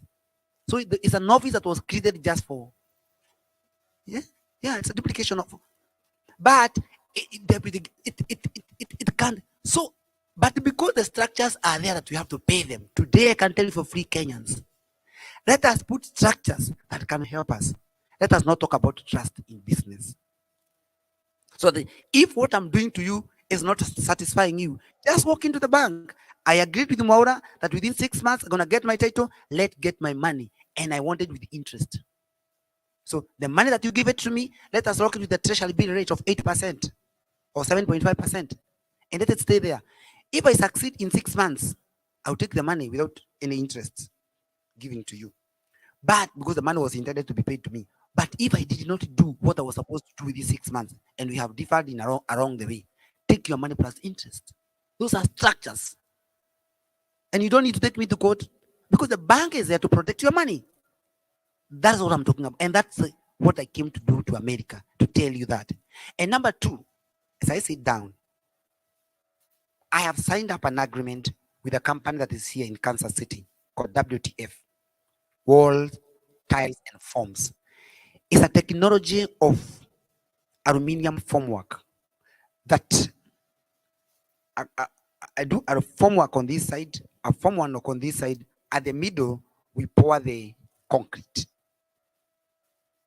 a mix of cement, sand, and ballast, and steel. That means within a 1 week, we are able to provide 10 houses. So we have an opportunity whereby we can be giving Kenyans over 30 to 40 houses per month. It will be starting officially on October, because now they have work of shipping. So they're going to give me about 3 months to ship. It's a company. We are going to launch it very soon. Now it's a partnership between Kenya and United States, but it will be sponsored. It will be an agenda of Finsco Africa. Since we have signed some bilateral agreement in our country, so we want to provide about 10,000 houses, but you're going to start with the first 500 unit. So servant of God, pray for us so that at least we move it from Kenya and practically move it even to other part of the Africa, and now we even come here. Some of these people that you see here, they also want to have a place at home, and also here. How will I feel very good if I can provide only 5% of the houses to my fellow Kenyans? And with those few remarks, you may ask me another question. I'll give you my card. You can ask any question. You can ask any question. I'll be able to answer you. Please, I'm urging to you, be my good ambassador. Talk to someone who I've told you. Tell them what I came to do. Tell them how different we are. Tell them we are not even taking their money. And if you are with your bank and you're not willing to do escrow in our account, you can do RIN, RIEN, do RIN account. That you and your bank open an account, put the money there. I cannot touch it. Come with a certificate of balance to me. I will accept it. Come with certificate of balance. I'll accept it as money. Open lien account, you and your bank. I will accept you. Remember, lien account, the money is in lien. That means you can't touch it. It is meant for me. So, I'm demanded to work for your money. I work for it knowing that is my money. I'm working very hard. That is my money. I'm working very hard. If I deliver, I don't need to come to you. I'll go to the bank. I did like this. They look at the condition. He made the condition. Still, if you don't want to open lien account and you want to don't open an escrow account, still you can ask your bank to do a financial undertaking to my bank. That your bank and my bank communicate. You go and get borrowing from your bank. Let them give undertaking to my bank. I don't have a problem. That financial instrument is also acceptable to us. So we are not interested like, hey, give us the money, bring money. No. Let us come out of these issues that we must have customers' money. Today, I tell people, if everybody in this world can become a broker, we become very rich. Do you know what I'm talking about? That you know, he needs specs, but he does not know where he get from. The provider of these specs is her, is Rachel. So you first of all understand he needs specs. He is a supplier. She is a supplier. How much are you selling the supplier? Okay, 200. How much are you selling these things? Forward. Do you have your own money? No, you don't need money. You need an idea. But these things can be wired to this person straight without coming to you, and you don't contribute anything, and you eat your commission. You are a broker. You are a middleman. So if each and every person, including you, that you can tell Maura, I'm going to refer someone to you, as long as that person does not know me and they don't know what we do and they don't know what we have, but you know this is a very good lad and these are the structures that are there, I'm going to connect them to these people and I'm going to get my 3%. I'll give it to you because at the end of the day, I have to pay someone commission. Someone must get commission. There is no small money or big money. You can also become our agent.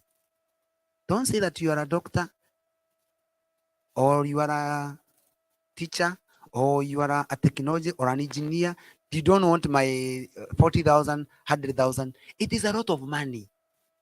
It is a lot of money. If you can only tell 5 people, you're fighting yourself with 500,000. It is not small. It is not small. That is close to almost $4,000. $4,000. It is good money. You can take it here and pay your mortgage here. Some of the houses that you are having here. My encouragement today. Represent us. I've told you what we do. Assist us to help my fellow brothers and sisters who are in Kenya. And the same money that we get, we pay taxes in the government of Kenya. So that we pay tax to help our country move to the next level. We need to build our country.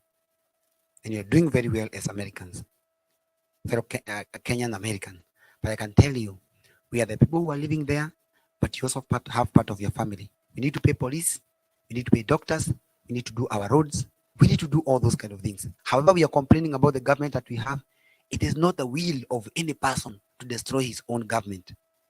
So let us also, as we fight whatever is happening in our government, root of that, root of this, root of that, root of that. Government to run is complicated. It's like a family.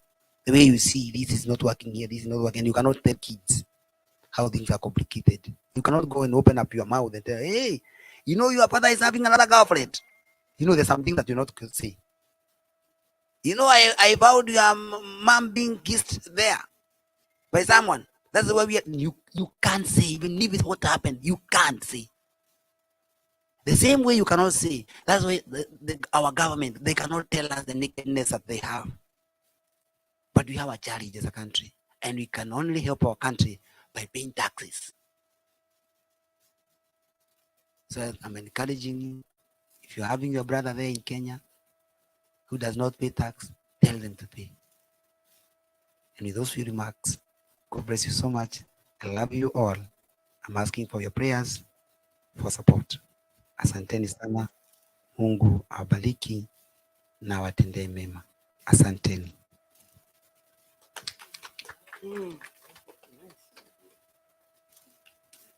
Thank you.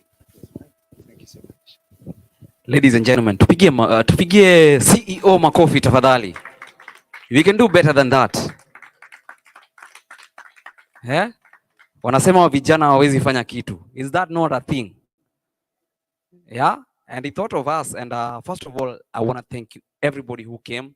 You heard the voice. You came. You've heard. Education is free. Information is free.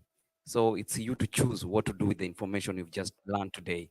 So I'll invite a few questions. If you have any question, the CEO is here to answer. So you can come ask us a few questions. We are few of us. If you have anything comment, suggestion. We all welcome all those because we think about you. So anybody with a question? Yeah. When you were talking about the square meters, can we be told about square feet? Because here we deal in square feet, so that we can know how big the house is and how you can manage it or whatever you want to do with it.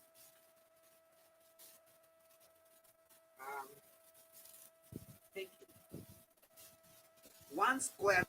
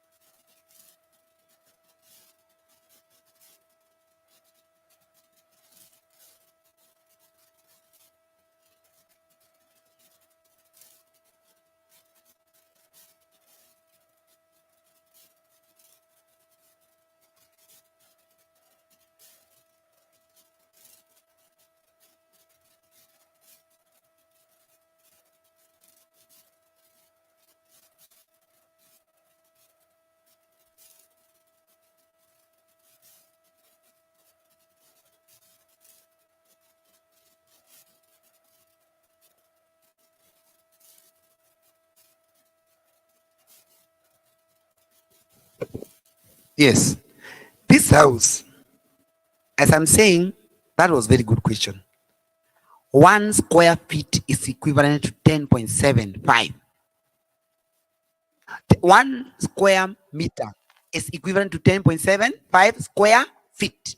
So if this house is 245 square meter, that means this is 2,633 square feet. Is it big? Mhm.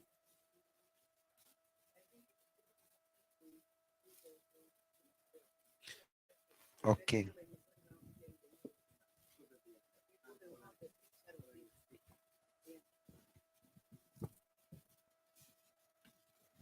This house is 325 square meter. I need to ask someone to convert for me. 3,000, 3,000, 3,000, no, 325 multiplied by 10.75 is how much?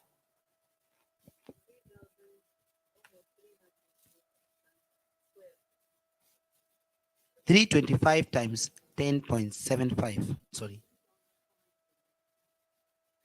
3,493. Is it not a very big house?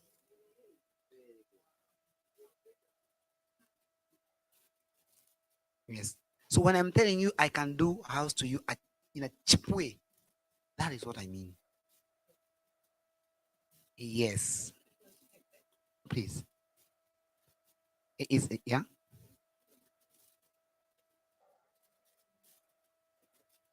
Yeah, okay. That's okay. That's okay.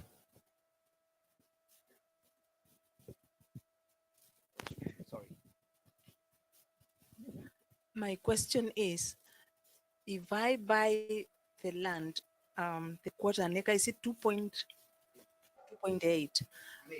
An eighth, yeah? And then maybe, must you do it? Must you build it for me, or I can have my own contractor to do that for me?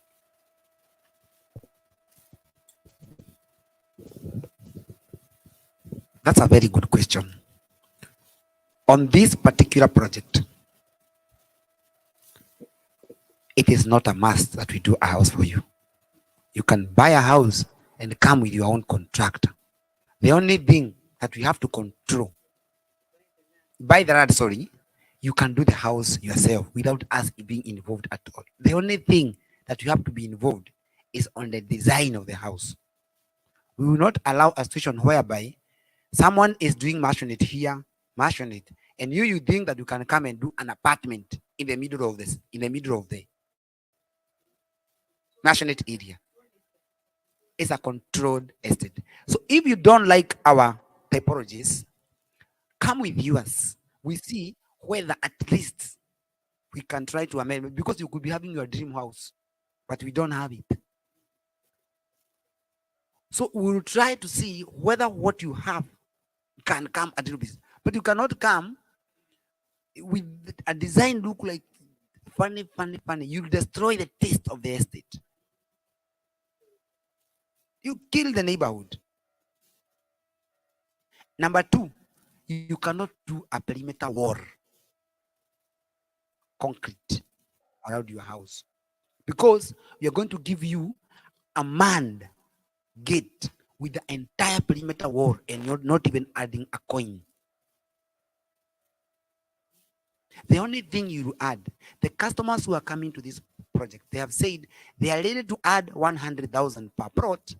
We do for them proper tarmac, like the one, the tarmac that you have here in America, inside the estate. So there will not be single dust in that estate.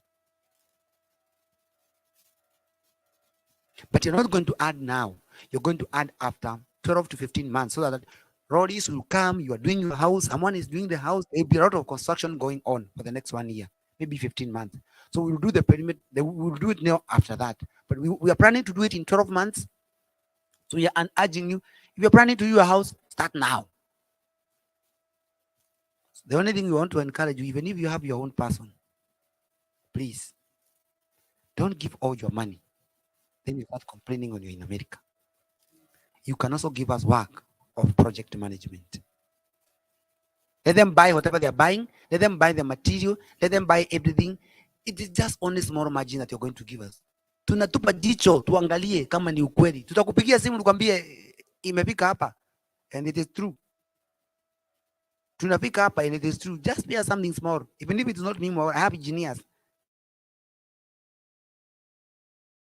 I have 11 engineers. And we're going to give you a report. Yes.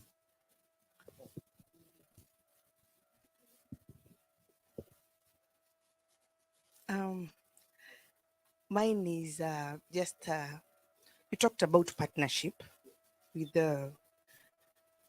us, which I didn't quite understand, but I was asking, why haven't you ever thought of, instead of partnering with the bank, you partner with American people? We buy land together and do those things instead of going to borrow money from the bank. You come here, we raise that money, and we are going to be in partnership and sell the land together and sell the houses. That is Yeah. awesome. That's And awesome. that's how we can be able to sell so many houses, because we are partners and our friend will believe in us. You can sell so much instead of going to the bank. We have a lot of money here. Not so? Yeah. I'm charged. We can partner. You call us. I'm charged. Like the remaining 100 acres. Call some of us. We become partners. You said you are taking in 200, the 400 acres. Yeah. You have taken 2. Yes. The remaining 2, partner with us. And we share the profit. Exactly. Yeah. I love it. Now I can promise you that you really challenged me. What I will do, I like doing things there and then. And for those people who are watching online, I want them to tell me I'm challenged by that speaker just spoken. That's why I always say leaders are so powerful. Men who are here, I want you to understand, I have never been challenged in my life like the way I've challenged. That leader has challenged me. Yeah, you have challenged me. Can tell you for free, you have challenged me. So what you can do, I'll go back home. We organize for an investment program. We will not even put money in Kenya. We'll come, open an account here in America. We have escrow account on that account. We involve the bank as part of the escrow, raise your money, put it there, and I tell you, we are buying this project, this money, we are going to subdivide it. If they are going to be interest, because in our country, interest is better than here. True or false? You can earn more in our country, but the money is being raised from here. So we can do all what you're doing, but some of the people that are going to buy are here. So you could be having a group of like 10%, they can raise the money that we need. Then 90%, 40% of them can buy. Isn't it? So it will become our project. Is that what you're saying? I accept. Finsco Africa partner with Kenyan diaspora community. And I'm ready. Me, I am ready.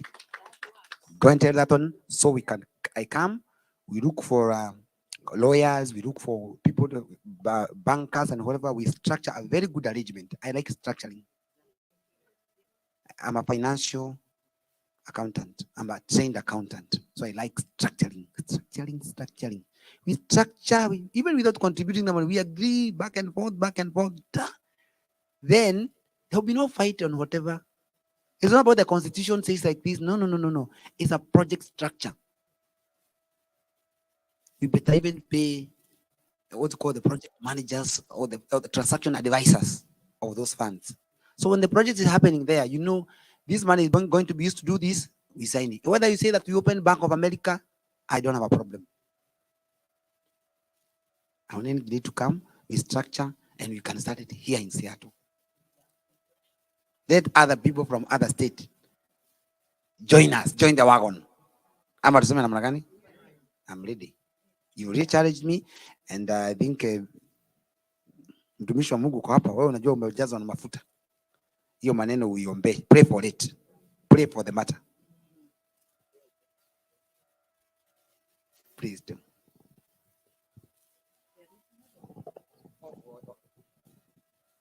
This is a gated community, correct?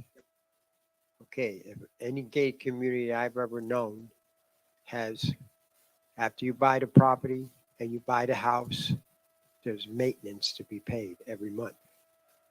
Does that happen here? You are talking about service charge, or you're talking about the so-called that maintenance? In our country, we call it service charge.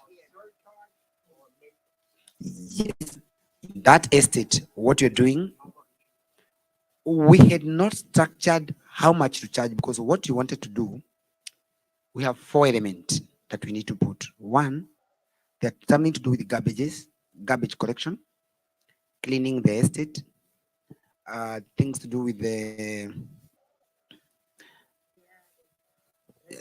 landscaping, exactly, landscaping, and those kind of things. We agree how much should be charged for the entire estate. We get the quotation, because we don't want, me personally, I don't want to make business out of that. So once we know it's going to cost us $1 million or 2 million, then I know how many plots are here in the entire estate. Then we divide, you know, how much each and every person is supposed to pay. Instead of just saying, I want to be given 10,000 for house. Then I'm making like 5,000 or 6,000 per unit. What for? That's not the business that I'm in.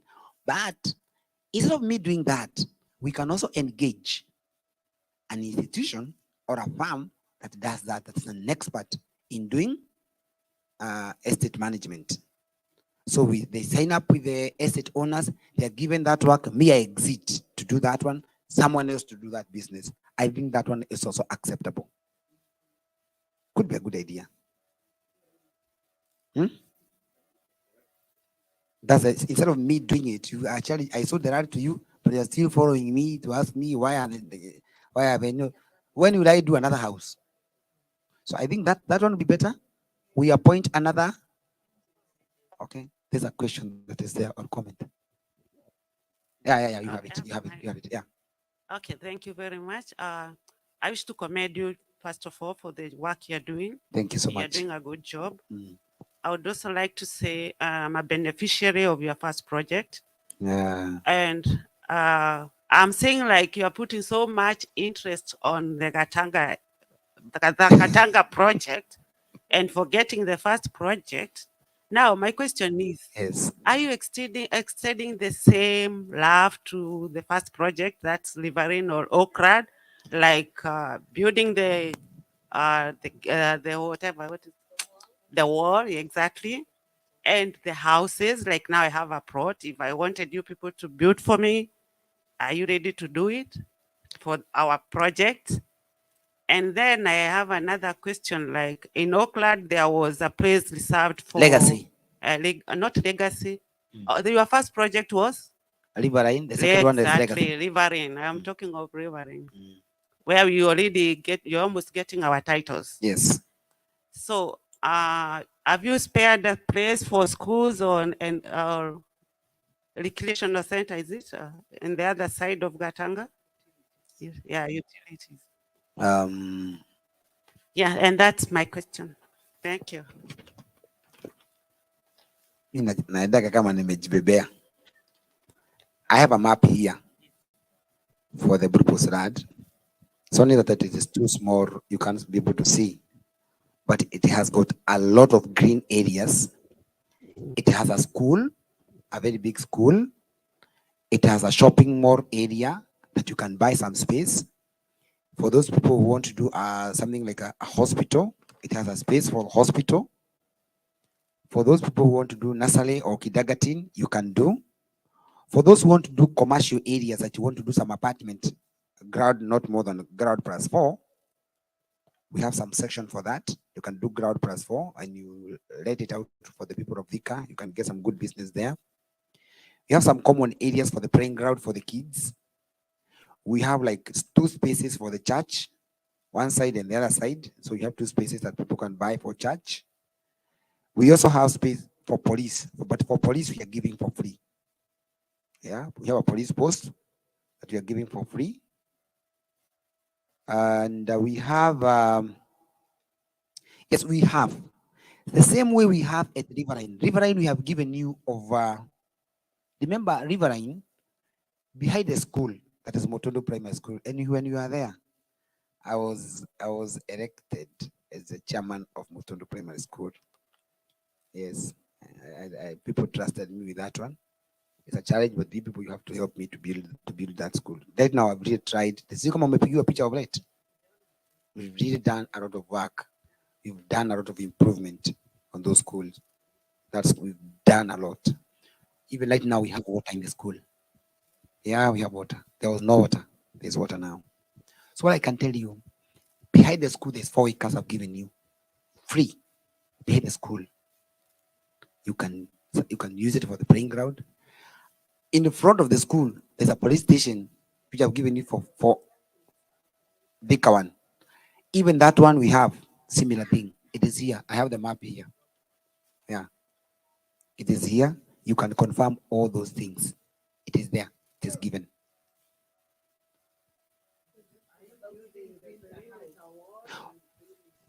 We will do a perimeter right now.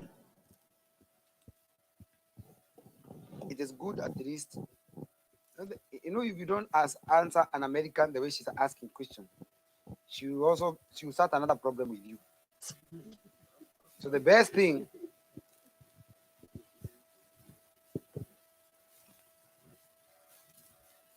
I don't want to have to say, this guy came here with stories. To avoid being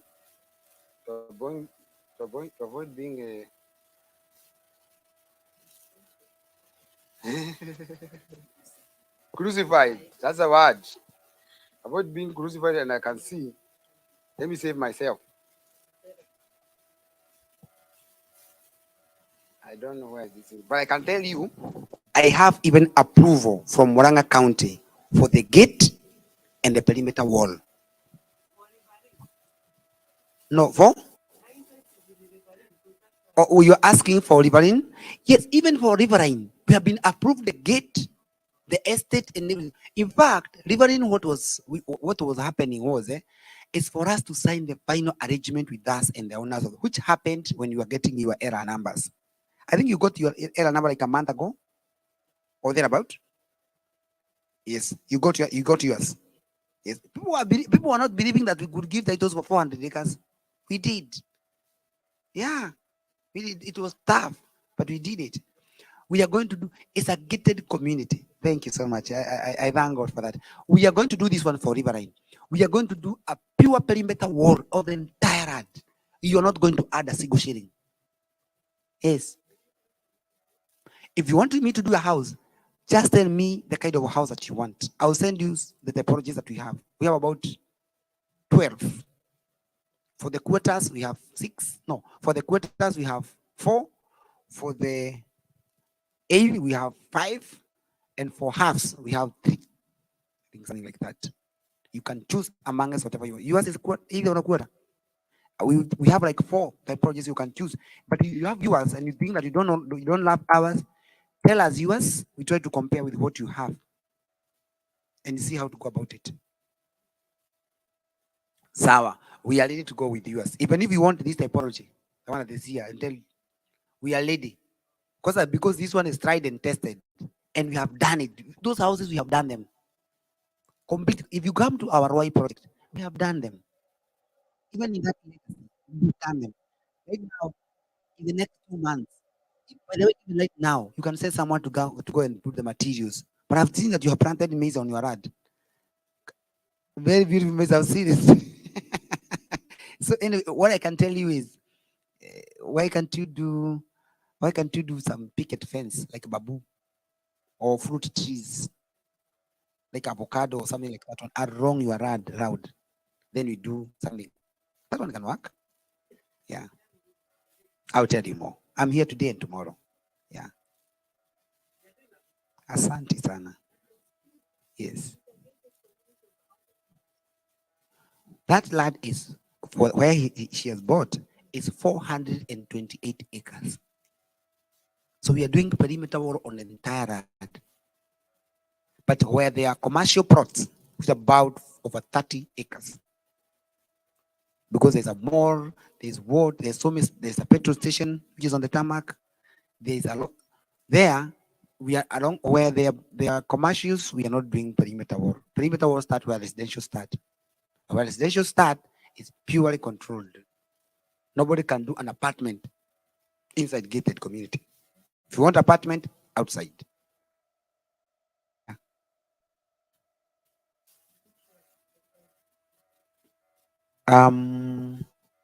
Why? I believe I have it. I have one, but niko nazo, sijui ziko wapi. Na msijali hapa, makoti zangu zimejaa hapa. I'm moving with my house. Na bendera zetu bado ziko hapa. Just a second.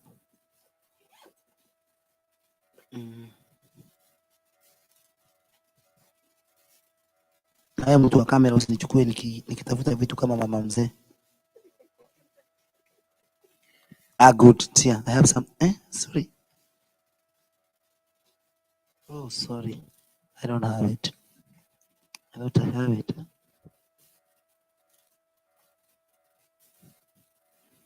Oh, yeah. Unfortunately, I thought I had them, but I've been taken. I don't have them. But I will share with you because I have them. I thought that these things will play. I don't know what happened. They are not playing. Could have shown them. They could have played here. It didn't share there. I wanted to show you those things moving around because they are screens. But anyway. Yeah, right. We have completed about 15. I think we have about 2 that are not bought. Yes, those we are selling at 10 million. Those are 5-bedroom houses. I have them here on the phone.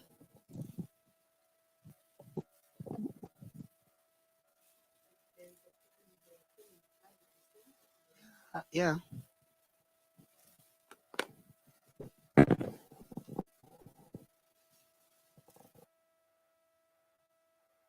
Yeah. So we thought of planting trees. Yeah. So our customers asked, can we plant some more trees? So because of this issue of planting trees and the way climate is changing, yeah, I thought, what if I get another project with trees on it? Yeah. Then I went to Legacy. Yeah. We started a project called Legacy at Committee Corner. They're just next opposite Nova Pioneer Girls at Yeah. Tapu City. Yeah. Then we started selling that place. Still, another plan of planting trees. Yeah. Then we decided now we'll go somewhere. Yeah. We came all the way to Moranga County. Yeah. Because this is Moranga County. It's a True, boundary. technically. Yeah. Although we are just 2 kilometers off the Thika Superhighway, Yeah. right at the Blue Post turnout onto Gatanga Road, that's where we are. And nothing is priceless as you walking out of your front garden, plucking out some macadamia trees in your compound and eating them with your loved ones. And that's what this gives you here. Now, I can see so many trees. So what are the kind of sizes we have here at Thika Grove? Yeah, we are having from the smallest. Yeah. And the smallest means it's from a size of 50 1/8 of an acre. Yeah. to quarters. Like where we are, Yeah. here we have subdivided in portions of 8. Eighths, This other side on the block, Yeah. we decided are quarters. Yeah. The other block Yeah. are quarters. Yes. We have some phase. We are now going up to phase 2. Yeah. Phase 2, we also have quarters, eighth, and Yeah. half. And half halves. acres. Okay. Currently, we are selling those plots of eighth here Mhm. Yeah. at 2.8 million Kenya shillings. Yes. If you compare this market, Yeah. 2.8 million shillings, Yeah. the same market, Yeah. that would go for about 5 million. 5 million 5. shillings. Yeah, true. Yeah. So 2.8 is you're basically half pricing Yes, the we are. place. Yes, we are. So for a quarter of an acre, We are going at 5.5. yeah, Comparing to market price, value about 10 million plus. another 50% off the market price, and then the half acres, how much are they going for? Half acre we are giving at 9.5. And market rate? Market it's about 17. 17. 17, That's again 50% off the market rate. And the best thing about it, financing can be organized. All you need is a 30% deposit, and you can start owning your plot. Now, here is the real value. If I owned half an acre right down the road, about how many macadamia trees would be in my property? Okay, it will depend with the location. Yes. Like where we are. Yeah. Where we are, if you have like, okay, I don't have a little idea for. But I'll have some macadamia trees. Okay. On this side, Yeah. you have like 5 trees that way. Yeah. And 3 trees that way, about 15. On a 15, nave, yeah. you have like 15. 15 trees. That means for a quarter, Yes. you have like 30. 30 trees. I mean, So that means for a half, you have yes, about 60. Is it? You have I mean, about 60. I mean, come on now. You can actually commercialize your property here at Thika Grove. So 30% deposit, finance options available. Now I'm going to put your neck on the line. Okay. CEO. Mhm. Over the Aggressive marketing on them. Why? We wanted to finish the show house and we do the tarmac road for the main trunk road so that we increase the prices with at least 500,000 or 1 million. That is what we are doing now.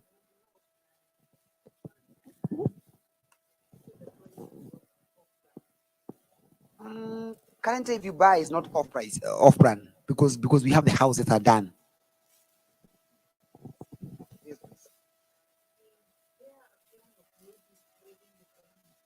Yeah. If you buy without going to the bank with us, it is 1 year or 1 year and probably 6 months. But that depends on how soon we are going to finish your house. But if you want a program of like 5 years, we have with the bank. If it is fair financing, it is 1 year. You pay me 30%, the balance you pay me as we are continuing. Now, it depends on when do you want your house and the kind of finish that you want. You can also tell me, I don't have that money for 1 year. I want that house within 1.5 years.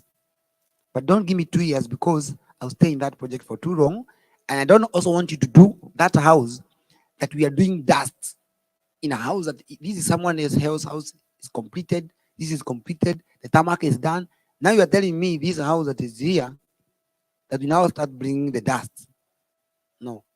That is why if you have to buy, you have to buy within a certain phase.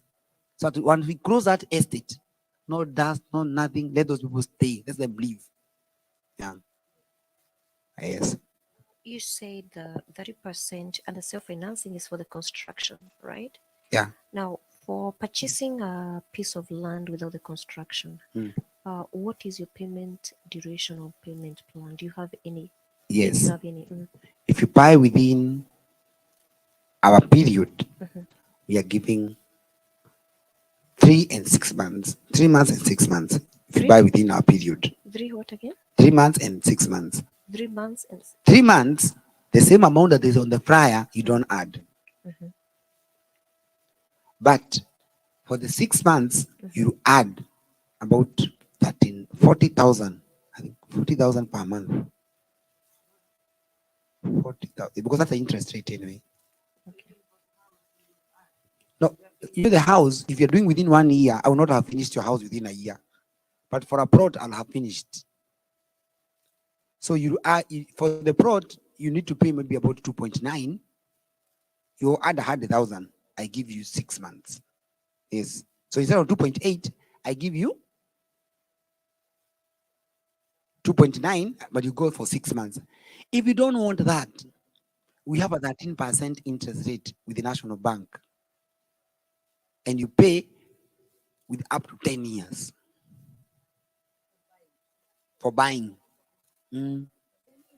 Yes, if you want. Yes. Interest. Now, what is the initial deposit for the piece of land? 30%. That also just like the financing of the house, right? 30%. Okay. 30% is about, it's about 800,000. For a quarter is about 1.6. A navy is 800 and something. It's less than 1M. They're about.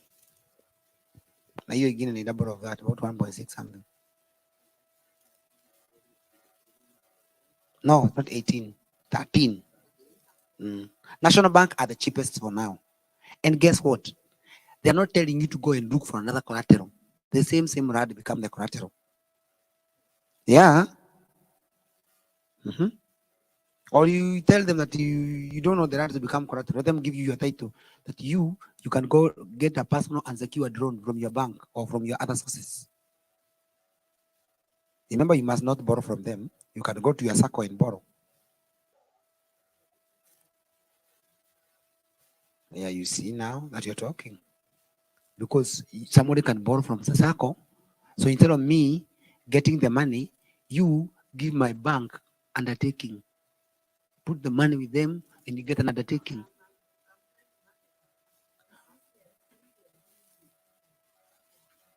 That is it. I don't have a problem. By the way, we can even sign a bilateral agreement between us and your circle if you have members.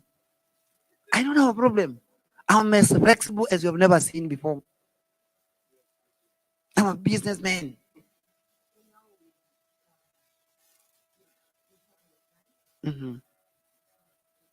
Okay. Of course, yes. Have you written your details on this book?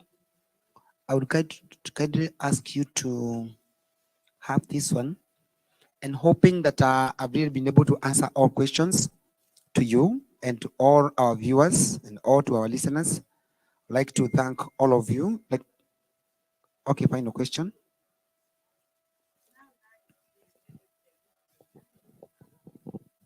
Is there a discount for the members who are here? If they are going to buy something? Yeah. Higher, put it. Ask the question again. Oh, okay. Because we are few who attended your meeting, yeah? Yes. Aren't you going to offer us at least a discount? Higher. Yeah. Let us agree this. Yeah. Whoever will buy and is here or is listening at me today. When is today? From 9 to 30th of July. That is a very short period. Listen. No. From now, no. If you buy between now and 30th of July, instead of a NAIB getting at 2.8, I'll give you that aid at 2.7. If it's a quarter, you'll get it at 5. Instead of 5.5, you get it at 5.3. But if you pay me cash, or if you put that money in escrow account, cash, 100% of it, instead of paying 2.8, pay me 2.6. cash. Instead of paying 5.5, go and pay me 5.2 cash. I'll give you a discount of 300,000 and a 200,000 on an eighth and a quarter because you have asked me. Ajua when CEO is studying and is asked to give a discount, to make the matter worse, in front of a camera and in front of a servant of God. That one, I'm finding myself compromised that, and I have to give a solution, and I don't lie. Thank you so much. I believe I've answered. So if you are here and you are interested, just take my number, tell me I'm interested and I want to book. And nimekupatia siku 21. Jog your mind. Don't get us to phase 3 when you're selling that at 3.5. And to be sincere, you have your microphone? Yeah, I do.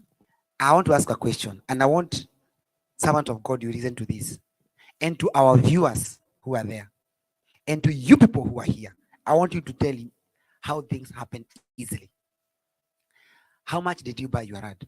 And you're talking in the presence of God. I bought it at 1.950. How much is the same rad today next to you? 3.5. You see? After what period of time? Is it 1 year or 1 year and a half? Yeah, 1.5 years. Yes.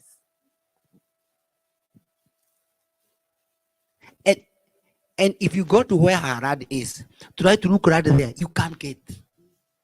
You can't. Ukitaka huko chini. Huko. You drive. Where she has bought is the most prime area. She bought at 1.9 something. Yeah. This land I'm selling to you the 2.8. This. Wait for it. Wait for it. This is the runda. This is the runda for Thika. And I can tell you, and I want you to mark my words. To those who are listening to me, to those who are asking questions, and to the doubting Thomases who are believing we could not give the titles for legacy. I came with them. So doubting Thomas who could not believe that the project of Riverine will come to work. And finally it has worked.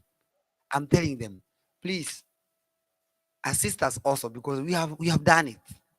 We've done it. Please assist us. Don't fight again. Don't fight us again. At least we've done it. We've done the 400 acres and 28. We have done the 200 acres. We've done the Roy one. Even this one on Thika, we are with the bank. Go to National Bank and confirm. Is it true? And let me remind you again, escrow account is a key. It is not about the trust. It's about the structures. Let us work with structure. And because you have challenged me, let us agree. We have the people that are here. We agree how we are going to have partnership on financing of our project. The diasporian, I partner with them. We do project in Kenya. Asante. Thank you.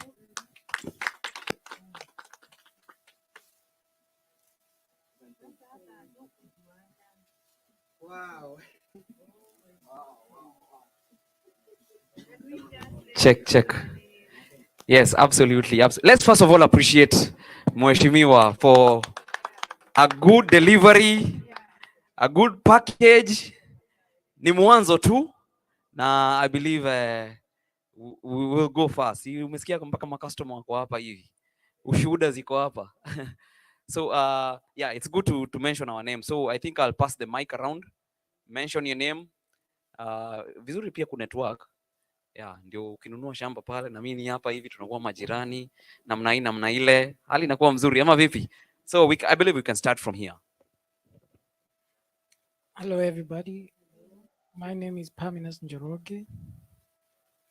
And I don't know, I'll think about it and I'm considering very seriously to get something very soon. Thank you.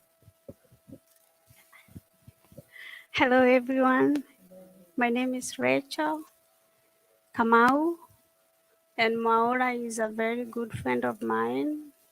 Her wife and me are best friends for 25 years. Yeah. And I'm happy to have met you all. Tutapatana nyumbani hapo Thika what? Thika Groove as neighbors. Yeah. Okay. Thank you. God bless you all. Hello, everyone. My name is Karaoke Patrick. Uh, she's my pastor. We know one another for a long, long time when we were young people in school. That time we used not to put some shoe, you know. Therefore, we know one another for a long time. Again, I came here for the courtesy of my son, who does the same thing that he does. And he had told me, just go see that young man. Probably you can understand a little thing of what we are doing down here. So that is the reason why I'm here. Probably you don't know that guy, but he knows you better. And that is the reason why I'm here. And I've listened to you. You are such a potential guy in this place.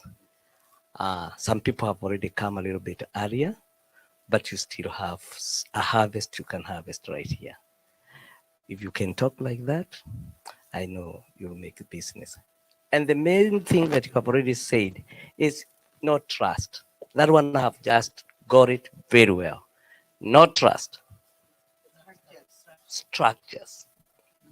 And if he has better structures, then why not can't we give support to? We shall have next time as you come, I'm 100% I'll be asking my title. Let me tell you that. I'll be asking my title. Yes. The thing that I've not asked is the account numbers of those things you are speaking about. They are not here. I was trying to peruse those papers, but I did not see them. How do we get them? All right. Next time, put them. Okay. Thank you.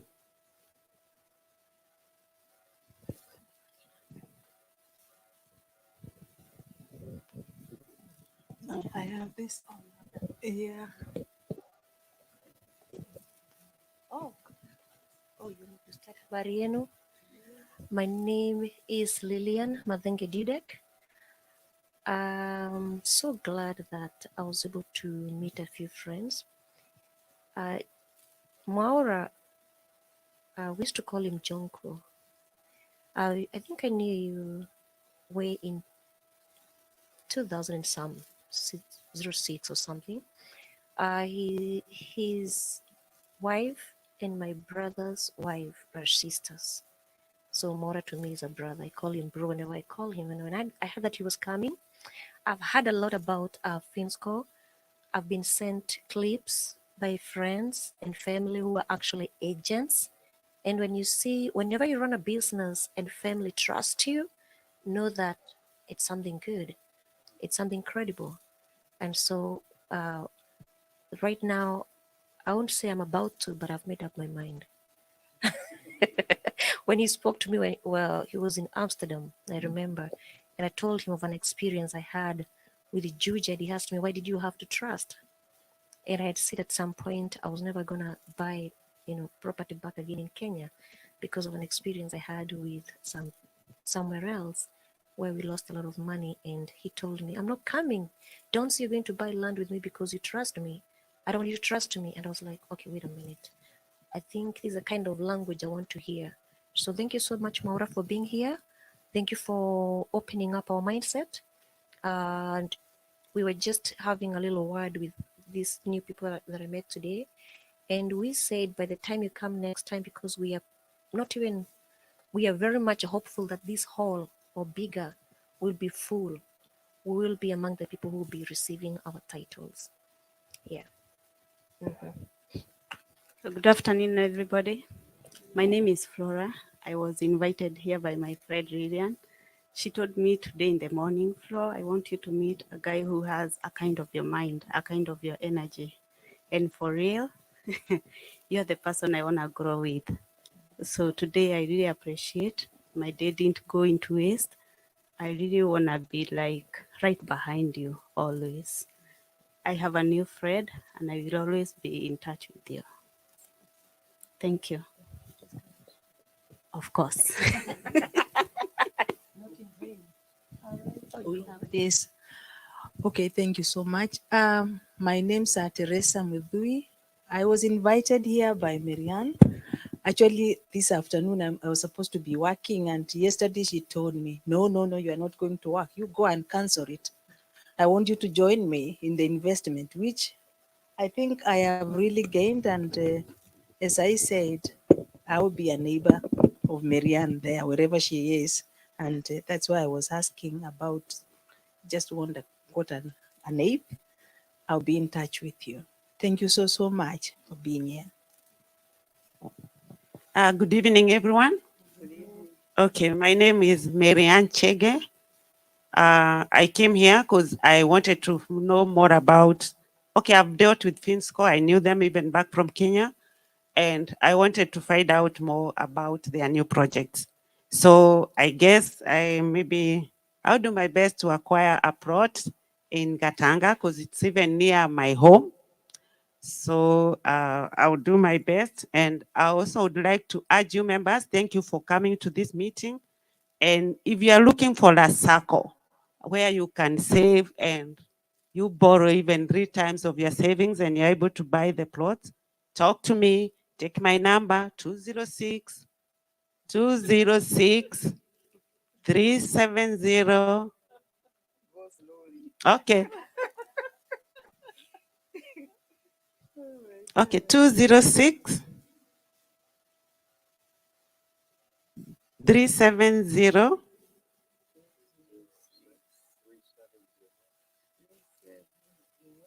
2332. Yes, Marianne, 206 370 2332. Marianne Chege. Marianne Chege. And so let's buy Kenyan and build Kenyan. Thank you very much.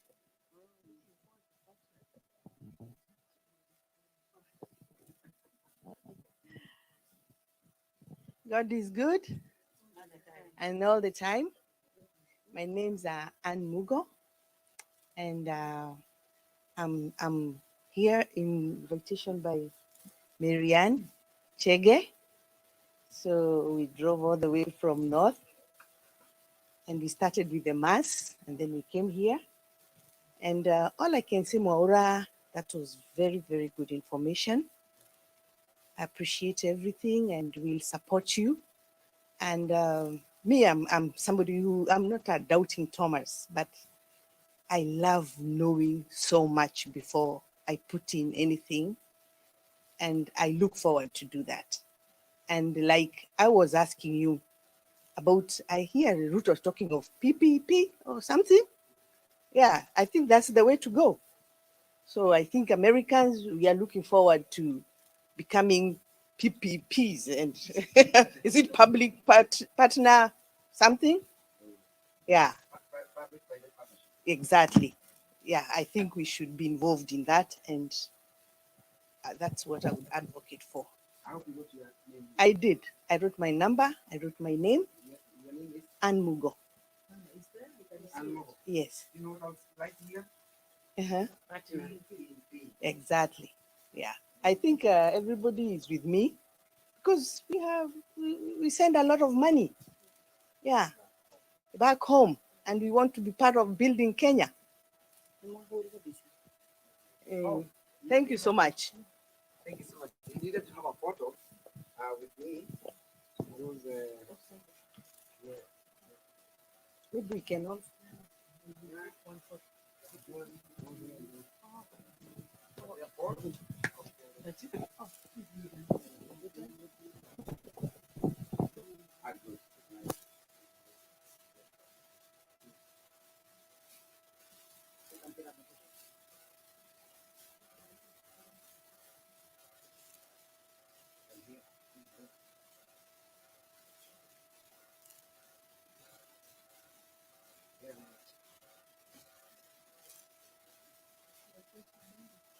Mbarikiwe sana.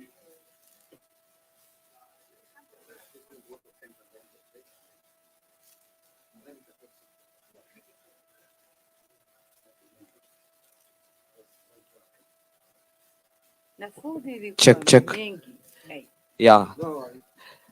So I want to take this opportunity first of all to thank everybody who came. Tujipigie makofi tafadhali kwa sababu ya kusikiza mwito na kukuja. Waswahili walisema mtu akatai wito bali anakataa aitialo. So thank you so much for coming, and thank you mom for allowing us to use your venue. Every time I've called mom to have anything here, she's always picking that phone call. So let's appreciate her. Kabisa, kabisa, kabisa. Haya, tujipigie sasa makofi yenyu ya kukuja sasa. Yeah? Kwa hivyo nyinyi mtakuwa mashahidi wetu ya kwamba tukiwa na meeting kama hii tena nyingine, you will call each 2 or 3 friends.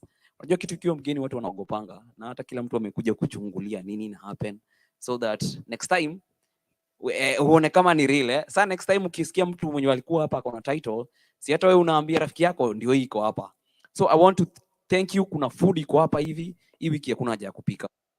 Tumewekea chakula kwa sababu tulikuwa tumewekea watu 3000, lakini ni watu only 1000 wamekuja. So in fact, good things don't happen with numbers. The small, and then we do the ripple effect. Okay? Once we do the ripple effect, you tell 1, you tell 2, that's how we multiply. Ama namna gani? So after this, upitia pale, beba chakula, chapati, nini, because kama bebea watu wao wengine 1000 wenye wako kuja. And then I think we can say the grace. Tuseme the grace wote. We'll say it in a different way. We say the grace mpaka unasalimia mwingine, usifunge macho. Unasalimia mwingine mpaka tuseme amen, okay? The grace of our Lord Jesus Christ and the tembea. Usifikie, make sure umesalimia kila mtu. Usiseme amen kama hujasalimia watu. Hey. Asante. Na by the way, hii video iko ndani ya Mkenya Marekani.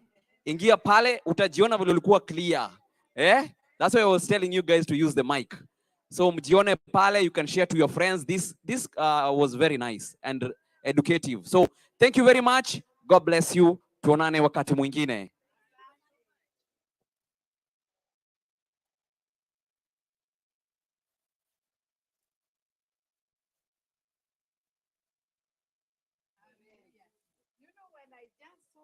When he entered in here, I just connected and I felt I have received another son in my heart.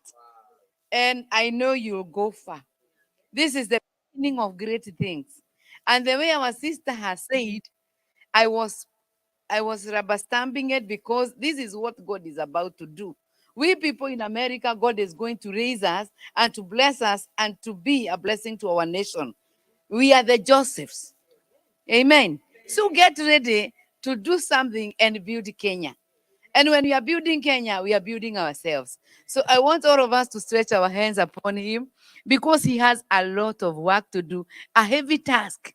And he looks like he's too young. But I declare, as God blessed David, you'll be blessed the same. And you'll be able to go to places that doors will open even without your knowledge. You'll be seeing people calling you even to places. And when I'm talking like this, God may open doors even to West Africa. You go and start selling land there, buying and selling. You never know what God has kept for you.